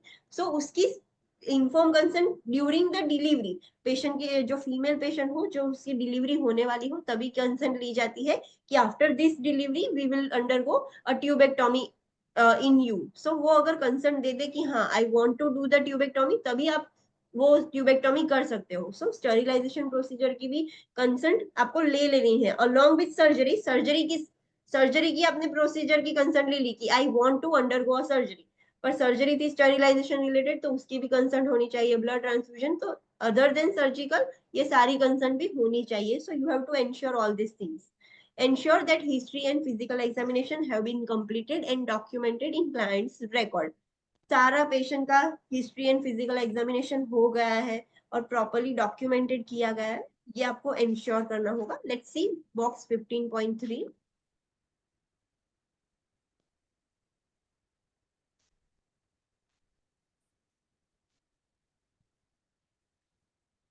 Okay, so medical problems that increase risk during surgery. आपने जब मेडिकल हिस्ट्री, सर्जिकल हिस्ट्री ली, तो ऐसे कौन से मेडिकल प्रॉब्लम्स है जिसकी वजह से सर्जरी का रिस्क बढ़ सकता है, तो वो सब आप हिस्ट्री में मेंशन करोगे. एक तो पेशेंट की अगर ओल्डर एज होगी तो सर्जरी का रिस्क बहुत बढ़ जाएगा. ओबेस होगा क्लाइंट तो भी सर्जरी का रिस्क बढ़ जाएगा, because during surgery anything could happen with the patient if the patient is obese. Bleeding disorders हो such as thrombocytopenia or hemophilia, patient को already like bleeding clotting disorders है, so during surgery it might कि patient को ज्यादा blood loss हो जाएगी कि कुछ प्रॉब्लम हो जाए, तो this are the high risk conditions जिसकी वजह से पेशेंट की सर्जरी में प्रॉब्लम हो सकता है, तो ये सब आपको अंदर नोटिफाई करना होगा. डायबिटीज हो तो भी आपको लिखना होगा. क्रोनिक पेन, पेशेंट को क्रोनिक पेन का भी प्रॉब्लम हो तो माइनर सर्जरी के बाद भी पेशेंट को ज्यादा पेन होगा. Heart diseases such as recent myocardial infarction, dysrhythmias, heart failure और peripheral vascular disease, कोई भी प्रॉब्लम हो पेशेंट को जिसकी वजह से सर्जरी के रिस्क बढ़ सकते हैं, तो ये सारी लिस्ट है कि इतने डिजीज कंडीशंस और प्रॉब्लम्स है जिसकी वजह से पेशेंट को प्रॉब्लम हो सकता है। अपर रेस्पिरेटरी इन्फेक्शन होगा, ऑब्स्ट्रक्टिव स्लीप एपनिया होगा। What is that? During sleeping air flow block થઈ જાય। यस, पेशेंट अगर सो जाता है तो उसकी वजह से उसको स्लीप एपनिया हो जाता है, जो एयर फ्लो होता है वो ऑब्स्ट्रक्ट हो जाता है। सो अगर पेशेंट को वो प्रॉब्लम है तो भी आपको मेंशन करना होगा, बिकॉज एनेस्थेशिया पर आप रखोगे पेशेंट को तो पेशेंट के रेस्पिरेटरी सेंटर सारे डाउन हो जाएंगे। लीवर डिजीज है पेशेंट को, फीवर, फीवर मतलब सर्जरी से पहले ही कोई फीवर है तो सर्जरी के बाद इंफेक्शन का रिस्क बढ़ जाएगा। Chronic respiratory disease such as emphysema, bronchitis, asthma, ये सब कुछ प्रॉब्लम है या नहीं वो आपको पहले से ही मेंशन करना है। What is emphysema? New students will speak. What is emphysema? પાણી ભરાઈ જાય લંગ્સમાં. No, it is related to alveoli and its elasticity. Elasticity loss થઈ જતી હશે. यस, जो एल्वियोलाई है उसकी इलास्टिसिटी लॉस हो जाएगी। सो एल्वियोलाई कॉन्ट्रैक्ट एंड रिलैक्स नहीं हो पाएंगे, वो एनलार्ज ही रहेंगे। सीओपीडी में कौन सी दो कंडीशन की कॉम्बिनेशन होती है? chronic bronchitis and emphysema. Yes, chronic bronchitis and emphysema. So आपने देखा होगा कि सीओपीडी वाले पेशेंट होते हैं उनका बैरल चेस्ट होता है, चेस्ट ऐसे बड़ा बड़ा लगेगा बिकॉज उनकी एल्वियोलाइज है वो कॉन्ट्रैक्ट ही नहीं हो पाती, वो बलून कैसा फूला हुआ रहता है वैसे ही रहते, तो उसकी वजह से जो प्रॉपर गैस एक्सचेंज होना चाहिए वो नहीं होता। उसको पेशेंट को वो ही प्रॉब्लम होगा तो there would be a problem after surgery. Patient को ब्रोंकाइटिस है, एस्मा है कि नहीं, वो सब हमें पहले से ही लिस्ट आउट करना होगा। इम्यूनोलॉजिकल डिसऑर्डर्स लाइक ल्यूकेमिया है या नहीं पेशेंट को, already infection with HIV, AIDS, bone marrow depression हो, और यूज ऑफ कीमोथेरेपी और इम्यूनोसप्रेसिव एजेंट्स। क्लाइंट को कोई ऐसी कंडीशन हो, ल्यूकेमिया हो, तो सर्जरी के बाद इन्फेक्शन का रिस्क बढ़ जाएगा। ऑलरेडी एचआईवी हो, एड्स, बोन मैरो डिप्रेशन हो गया हो ड्यू टू एनी रीजन, फिर क्लाइंट कीमोथेरेपी ले रहा हो, इम्यूनोसप्रेसिव एजेंट्स लाइक कौन से medications that is immunosuppressive? Steroid. Steroids, corticosteroid patients ले रहा हो तो जिसकी वजह से आफ्टर सर्जरी रिस्क बढ़ जाएगा इन्फेक्शन का, तो ये सब आपको पहले से ही मेंशन करना होगा। Abuse of recreational drug, patient कोई ड्रग्स ले रहा है या नहीं, पेशेंट स्मोकिंग कर रहा है कि नहीं, तो this are the problems that increases the risk during surgery. So ये सारे आपको मेंशन करने होंगे। आपने देखा होगा कि पेशेंट को कोई प्रॉब्लम है लाइक डायबिटीज, बीपी है, सो आप ऑलरेडी मेंशन कर दोगे हाँ पेशेंट को ये था, पेशेंट को पहले कार्डियक कोई इश्यू है कि ये चीजें आपको, दिस इज मैंडेटरी, ये होनी चाहिए। सो इससे रिस्क पता चलता है। Then ensure the consultation requests have been completed and documented in the client's records. Consultations request है लाइक डॉक्टर ने बोला है कि क्लाइंट को इस जगह पर शेव करना है, ये मेडिसिन देनी है बिफोर सर्जरी, सर्जरी के पहले आरबीएस करना है, सर्जरी के पहले ये करना है, तो जो उनकी रिक्वेस्ट थी वो सारी कंप्लीट हो गई है और डॉक्यूमेंट हो गया हो। Ensure that prescribed laboratory results are documented in clients record. Doctor ने बोला हो कि ये लैब टेस्ट करवाने हैं बिफोर सर्जरी और जो भी करवाने हैं तो सारे हो गए हो और उसके रिजल्ट्स भी हो। ऐसा नहीं कि लैब टेस्ट दे दिया पर रिजल्ट ही नहीं आया, it is not like that. Patient को शिफ्ट करने से पहले पेशेंट के रिपोर्ट्स होने चाहिए उसके फाइल में। Next is ensure that ECG and chest radiography reports are documented in client's records. Yes, surgery से पहले client का ECG भी होना चाहिए और chest X-ray भी होना चाहिए. So it should be present in client's file. उसके reports में होना चाहिए.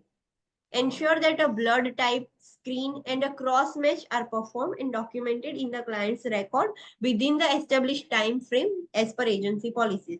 Client का blood group कौन सा है, blood screening हो गया हो, cross match भी हो गया हो, like जो रिजर्वेशन करवाना था ब्लड वो सब हो गया होना चाहिए और इट इज डॉक्यूमेंटेड कि हमने एक बैग, 2 बैग रिजर्व करवाई है, what is the blood group, A positive, B positive, ये सब कुछ अंदर डॉक्यूमेंट किया गया होना चाहिए। Remove jewellery, makeup, dentures, hair pin, nail polish depending on the agency procedures, glasses and prosthesis, हमें सारी जो ज्वेलरी है वो निकालनी चाहिए, मेकअप भी रिमूव हो गया होना चाहिए, डेंचर्स, हेयर पिन्स, और सम क्लाइंट्स की नेल पॉलिश हो तो depending on the agency procedure अगर ना निकले तो you can tape it, but अगर एजेंसी में अप्रूव हो तो, अगर ना हो तो you have to anyhow remove the nail polish. तो ये सब हो जाना चाहिए, ग्लासेस रिमूव हो जाने चाहिए, प्रोसेसेस जो सारे हैं वो भी रिमूव करने होंगे before surgery. Document that valuables have been given to the client's family member or locked in the hospital safe. ये सारा चेकलिस्ट में मेंशन होगा कि जो क्लाइंट्स ये वैल्यूएबल थिंग्स है वो हमने रिलेटिव्स को दे दिए है और उनके साइन भी है, और रिलेटिव्स नहीं थे तो आपने लॉकर में रख दिए, you are locked in the hospital safe. So ये सब डॉक्यूमेंटेशन होना चाहिए। Document the last time that the client ate or drink. Yes, आप जब चेकलिस्ट में फिल करते हो तो उसमें भी लिखते हो कि कितने बजे क्लाइंट ने पानी पिया था और खाया था, लाइक कितने बजे से क्लाइंट एनबीएम हुआ, सो वो भी आपको लिखना होगा अंदर। Document that the client voided before surgery. Yes, surgery से पहले आपने क्लाइंट को वॉइड करवाया है, वो भी आपको लिखना होगा, और कितना ml यूरिन पास किया है वो भी लिखना होगा। अगर कैथेटर है तो कितना यूरिन आपने एम्प्टी किया वो सब आपको मेंशन करना होगा। Document that the prescribed pre operative medications were given. Yes, doctor ने जो प्रिस्क्राइब की थी मेडिसिन की ये मेडिसिन देनी है पेशेंट को, तो वो सारी डॉक्यूमेंट करनी होगी। Monitor and document the clients vital science. Client जब आप शिफ्ट करते हो तो शिफ्ट करने से पहले क्लाइंट्स के वाइटल्स क्या थे वो आपको मॉनिटर करके डॉक्यूमेंट करने होंगे। सो let's see about box 15.4, substances that can affect the client in surgery. कौन से ऐसे सब्सटेंसेस हैं जिसकी वजह से क्लाइंट की सर्जरी में कुछ अफेक्ट होगा, लाइक प्रॉब्लम्स क्रिएट करेंगे। सो first is antibiotics. Antibiotics potentiate the action of anaesthetic agents. अगर एंटीबायोटिक्स है, डॉक्टर ने प्रिस्क्राइब किया है कि इतना देना है, अगर आपने ज्यादा दे दिया and you have made some mistakes, तो एंटीबायोटिक की वजह से जो एनेस्थेटिक एजेंट्स जो क्लाइंट को देने वाले हैं उनमें उनकी एक्शन में प्रॉब्लम हो सकता है। Anticholinergic medications. So medications with anticholinergic effect increases the potential of confusion, tachycardia, intestinal hypotonicity and hypomotility. हमें पता है what is the side effect of anticholinergic? Main side effect, the patient, एक simple चीज से आप याद रख सकते हो, क्या था वो? ड्राई करेंगे उधर। एवरीथिंग विल ड्राई अप, सब कम हो जाएगा। सो सिक्रीशंस भी कम हो जाएंगी, इंटेस्टिनल मोटिलिटी भी है वो भी कम हो जाएगी।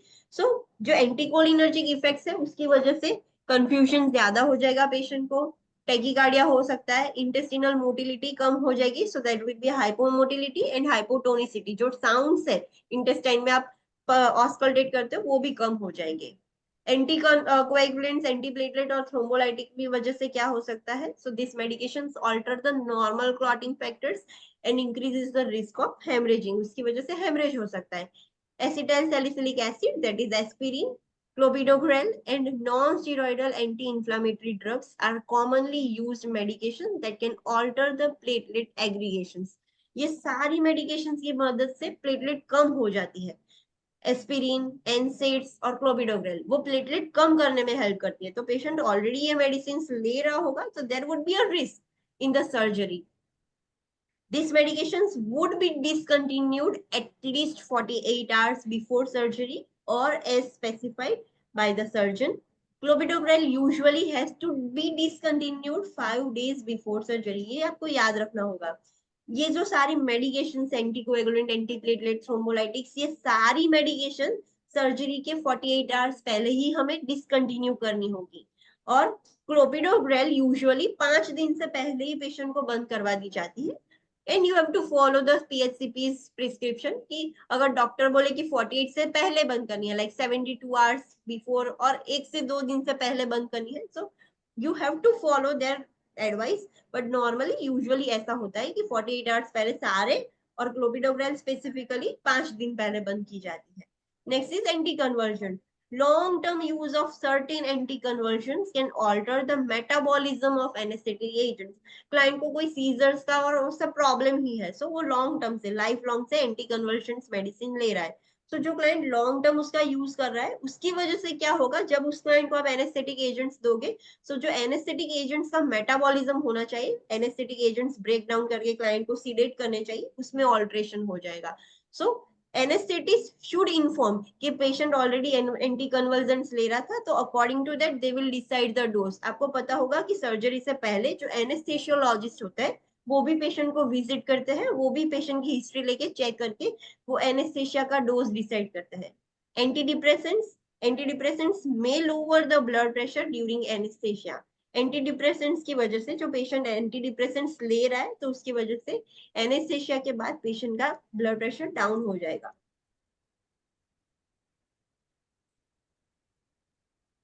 पेशेंट एंटी डिस्रिथमिक मेडिकेशंस ले रहा है, सो उससे क्या होगा, antidysrhythmic medications reduces the cardiac contractility and impair the cardiac conduction during anaesthesia. उसके रिदम्स ऑल्टर हो गए, डिसरिथमिया का क्लाइंट को प्रॉब्लम है, इसीलिए उसको एंटी डिसरिथमिक मेडिसिन दी है।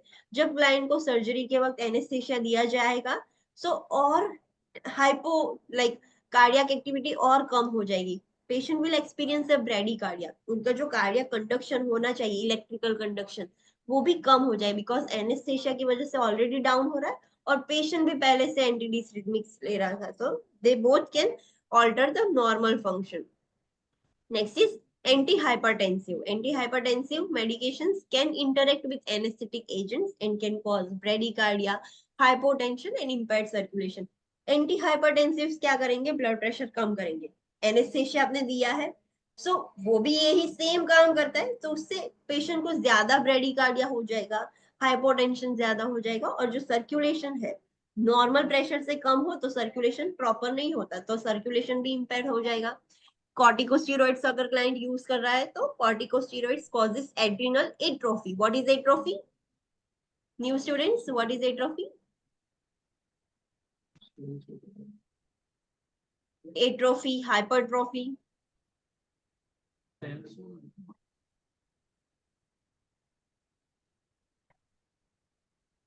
The cells may experience hypertrophy और एट्रोफी। तो उसका मतलब क्या? This is one cell. ये सेल हाइपरट्रॉफी भी एक्सपीरियंस कर सकता है, एट्रोफी भी एक्सपीरियंस कर सकता है। What is that? Hypertrophy means increase number of cells, number of size cells. size New students, size. what is hypertrophy? Increased size of cell is called as hypertrophy. And जो cell है वो shrink हो जाएगा because वो अभी function नहीं कर रहे। कॉर्टिकोस्टेरॉइड ज्यादा देने से क्या होगा, जो एड्रिनल ग्लैंड है, जो नॉर्मली कॉर्टिकोस्टेरॉइड सिक्रीट करते हैं, वो अभी काम ही नहीं करेंगे because there is no requirement of secreting the corticosteroid, हम बाहर से ही दे रहे हैं। सो वो जो एड्रिनल ग्लैंड है वो एट्रोफी हो जाएगी। Now the adrenal gland will shrink, उसके सेल्स साइज में कम हो जाएंगे, so that is the adrenal atrophy and reduce the ability of the body to withstand the stress. इसकी वजह से ही जब भी पेशेंट को सर्जरी या कोई ऐसा स्ट्रेस में होने वाली हो बॉडी, इलनेस, स्ट्रेस, सर्जरी, सो ऐसे टाइम पर कॉर्टिकोस्टेरॉइड्स हमें ज्यादा देने पड़ते हैं। क्यों? बिकॉज पेशेंट ऑलरेडी कॉर्टिकोस्टेरॉइड्स ले रहा था, कॉर्टिकोस्टेरॉइड्स लेने की वजह से उसको एड्रिनल एट्रोफी हो गया, अब उसका एड्रिनल ग्लैंड श्रिंक हो गया है, तो सर्जरी के वक्त बॉडी स्ट्रेस में चली जाएगी, तो उसका एड्रिनल ग्लैंड तो एक्स्ट्रा सीक्रेट कर नहीं पाएगा। तो पेशेंट जब भी कॉर्टिकोस्टेरॉइड्स ले रहा हो तो उसको डबल डोज देना पड़ता है, लाइक डोज इंक्रीज करना पड़ता है। Same with the insulin. Insulin अगर स्ट्रेस पेशेंट हो, पेशेंट बीमार हो, इलनेस हो, तो इंसुलिन क्या करते हो आप, उसका डोज कम कर देते हो, इंक्रीज इंक्रीज करते हैं, कम नहीं करते। तो कॉर्टिकोस्टेरॉइड्स एंड इंसुलिन की ये चीज याद रखनी है। जब भी पेशेंट स्ट्रेस में हो, स्ट्रेस मींस साइकोलॉजिकल स्ट्रेस भी होगा, लाइक सर्जरी होने वाली हो तब भी बॉडी स्ट्रेस में होती है, ड्यूरिंग इलनेस भी बॉडी स्ट्रेस में होती है, सो आपको डोज बढ़ाना होगा। So before and during surgery the dose में बी इंक्रीज टेम्पररली। सर्जरी के बाद जब बॉडी स्ट्रेस में से रिलीव हो जाए तब नॉर्मल डोज करना है, बट बिफोर सर्जरी आपको डोज इंक्रीज करना होगा बिकॉज पहले से ही पेशेंट कॉर्टिकोस्टेरॉइड्स ले रहा था। अंडरस्टूड?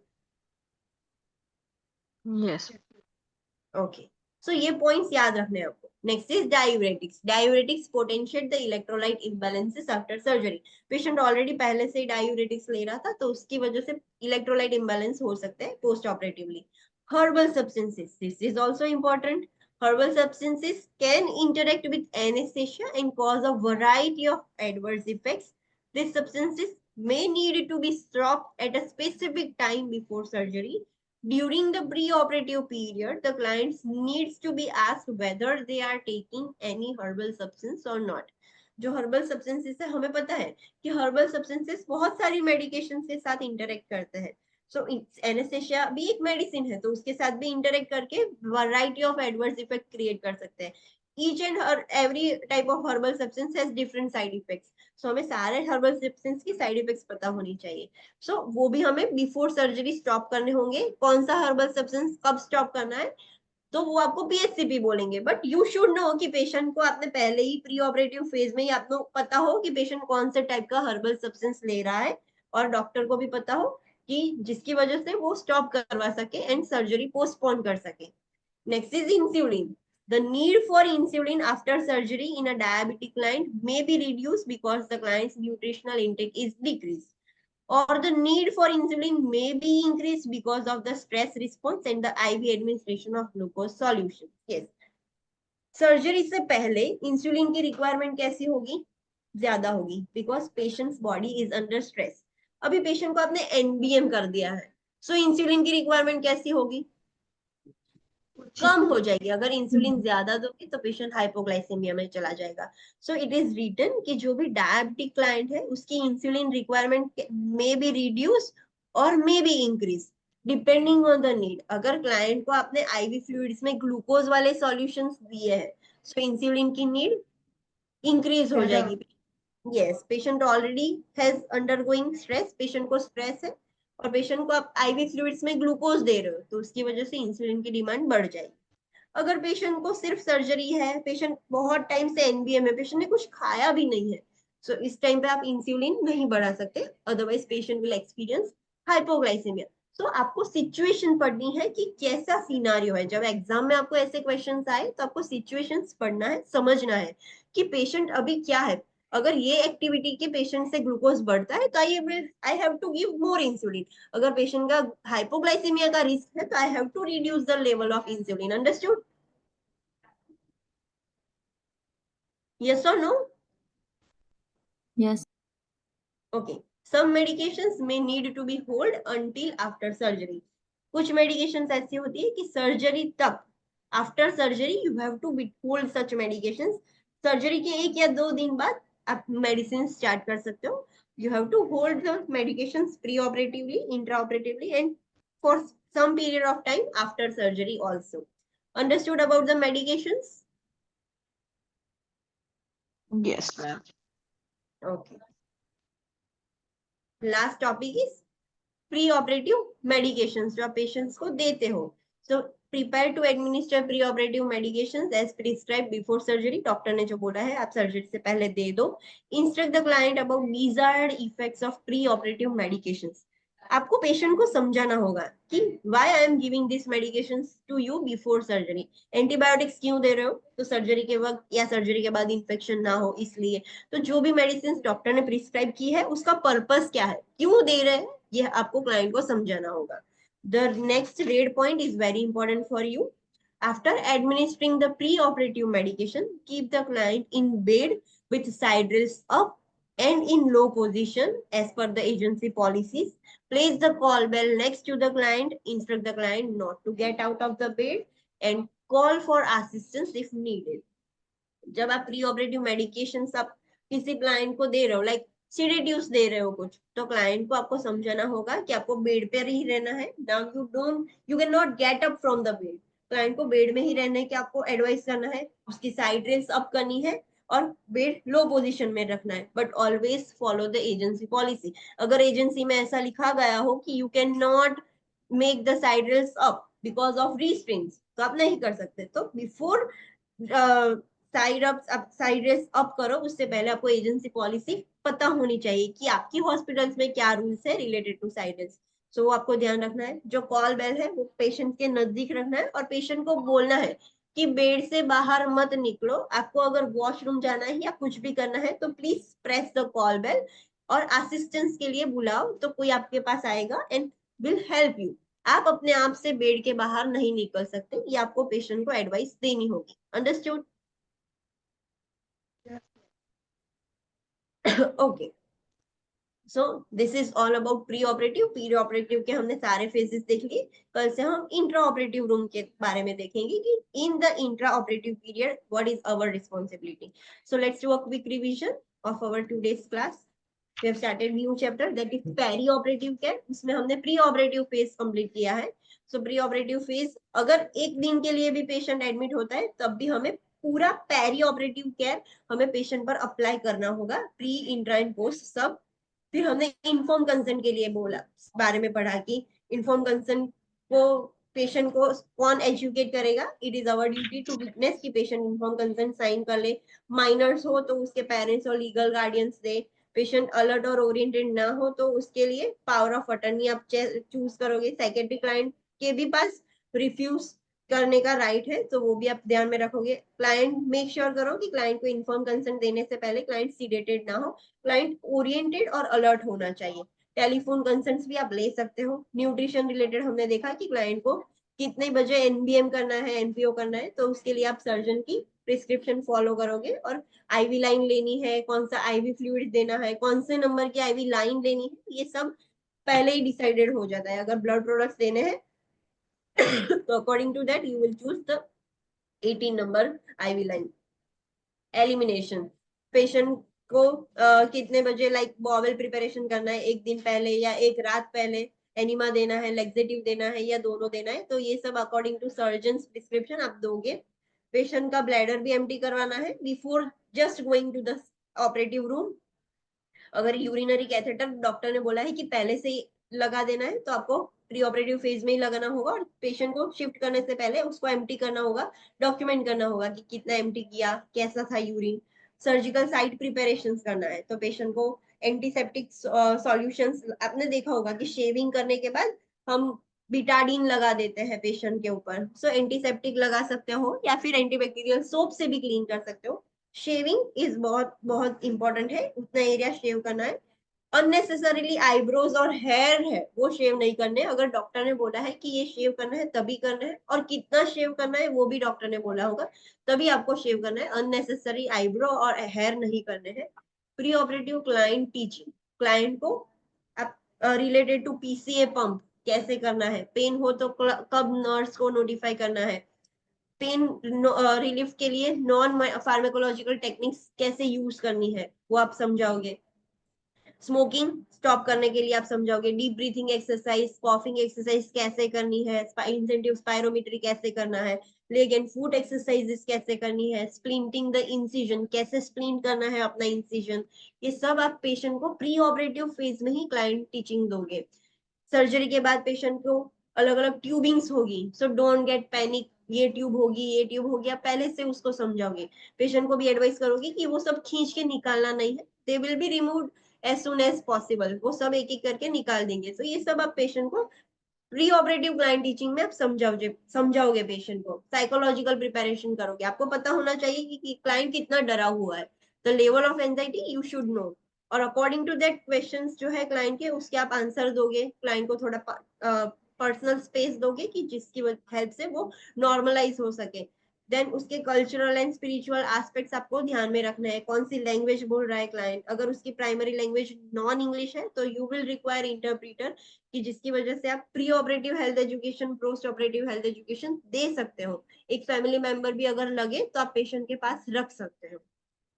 प्री ऑपरेटिव चेकलिस्ट, आपने सब कुछ कर लिया, तो now you have to at last you have to check the fill the checklist. उसमें सब मेंशन होगा कि क्लाइंट ने आइडेंटिफिकेशन बेल्ट पहना है या नहीं, लैब टेस्ट हो गए हैं, एलर्जी की हिस्ट्री मेंशन है या नहीं, शेविंग हो गया है, कंसर्न साइन हो गए, और इंक्लूडिंग सर्जिकल कंसर्न, और उससे अलावा ब्लड ट्रांसफ्यूजन, कोई भी प्रोसीजर है, डिस्पोजल ऑफ लिम्ब और ऑर्गन, सारी कंसर्न अंदर होनी चाहिए। सारे blood laboratory reports, ECG, X-ray सब हो गया है। ब्लड टाइप कौन सा है, ब्लड क्रॉस मैच, ज्वेलरी निकाल दी गई है, पेशेंट को दी गई है, पेशेंट के रिलेटिव्स को दी है या लॉकर में रखी है, ये सब आपको अंदर लिखना है। पेशेंट कब एमबीएम हुआ था, लास्ट में क्या खाया था, कितने बजे खाया था, सर्जरी से पहले पेशेंट ने अवॉइड किया या नहीं, प्री ऑपरेटिव मेडिकेशंस दी गई है या नहीं, वाइटल्स आपने लिए तो वो भी डॉक्यूमेंट हो गए हैं या नहीं, वो सब आप मेंशन कर दोगे।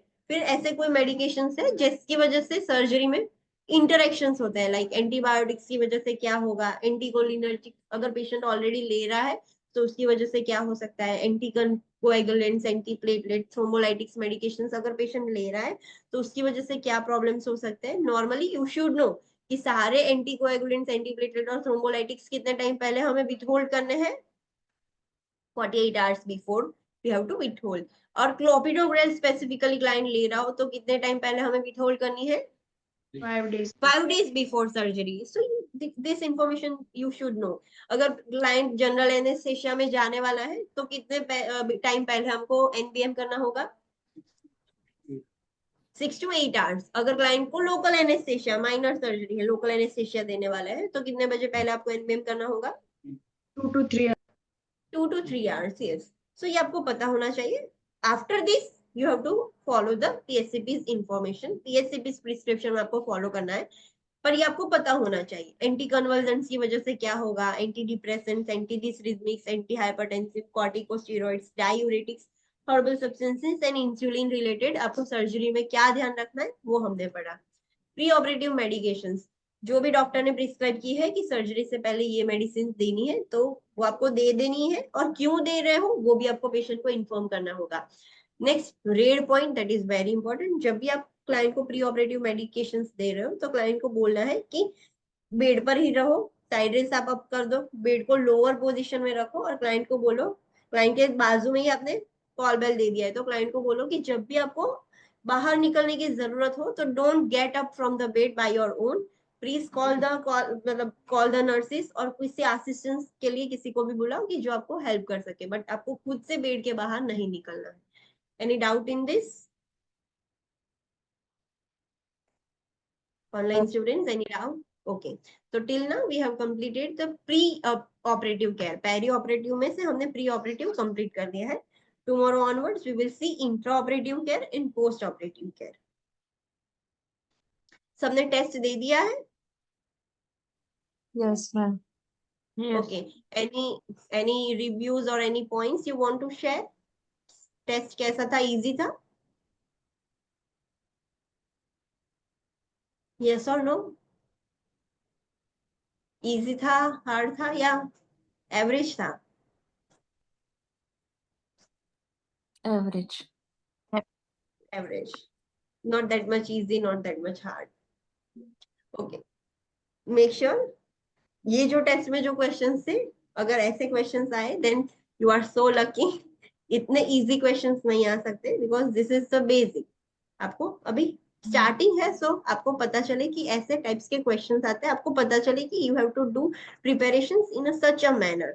इतने इजी क्वेश्चंस नहीं आएंगे एग्जाम में, बट आपको ये इजी क्वेश्चंस आएंगे तब आप हार्ड क्वेश्चंस कर सकते हो। So you have to prepare yourself. Your result will be shared by today evening. आज इवनिंग तक आपको रिजल्ट्स मिल जाएंगे। जो भी ईमेल आईडी से आपने लॉगिन किया था, टेस्ट दिया था, उसी ईमेल आईडी पर आपको मिलेंगे। अगर कोई स्टूडेंट ऐसा हो कि जिसको ना मिले टेस्ट देने के बाद भी result, so you can contact me. Okay ma'am yes? જે સાટા ક્વેશ્ચન છે ને એ બહુ ખોટા પડે છે, મતલબ એમાં બહુ પ્રોબ્લેમ થાય છે, બીજું બધું તો મતલબ So improvement there is the only trick for the SATA question. What is that? Elimination. Elimination. Until and unless आपको पता ना हो कि this is, you are 100% sure कि this is your answer, तभी आपको वो एक टिक करना है। डोंट ऐसे लालच में नहीं रहना है कि if it is holding 4 marks, because exam में आपको पता नहीं होगा कि ये कितने मार्क्स का है साटा। इस बार भी आपको पता नहीं चला था कि कितने मार्क्स का है साटा। तो जितना आप श्योर हो उतने ही ऑप्शन सिलेक्ट करो। अगर एक ऑप्शन सिलेक्ट करो then it is also fine, आपको 1 मार्क्स तो मिलेगा। अगर आप ज्यादा कर लोगे और रॉन्ग आंसर सिलेक्ट करोगे तो आपके जो करेक्ट है उसमें से भी 1 माइनस हो जाएगा। सो the only trick for SATA question is 100% आप श्योर हो कि this is the correct answer, तभी उसको टिक करो। और एक टिक करो तो भी चलेगा। It is not like that कि हाँ मुझे 2 या 3 तो करने ही होंगे। It is not like that. This is the only trick.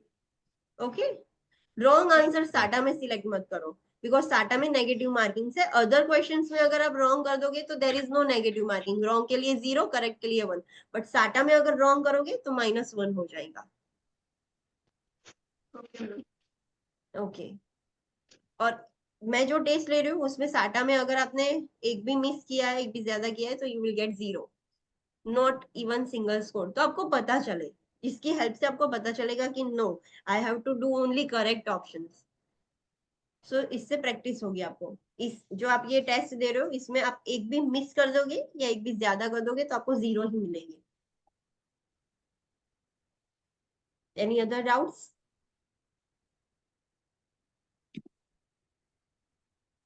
No ma'am. Okay, so see you tomorrow at 9 a.m. Thank you.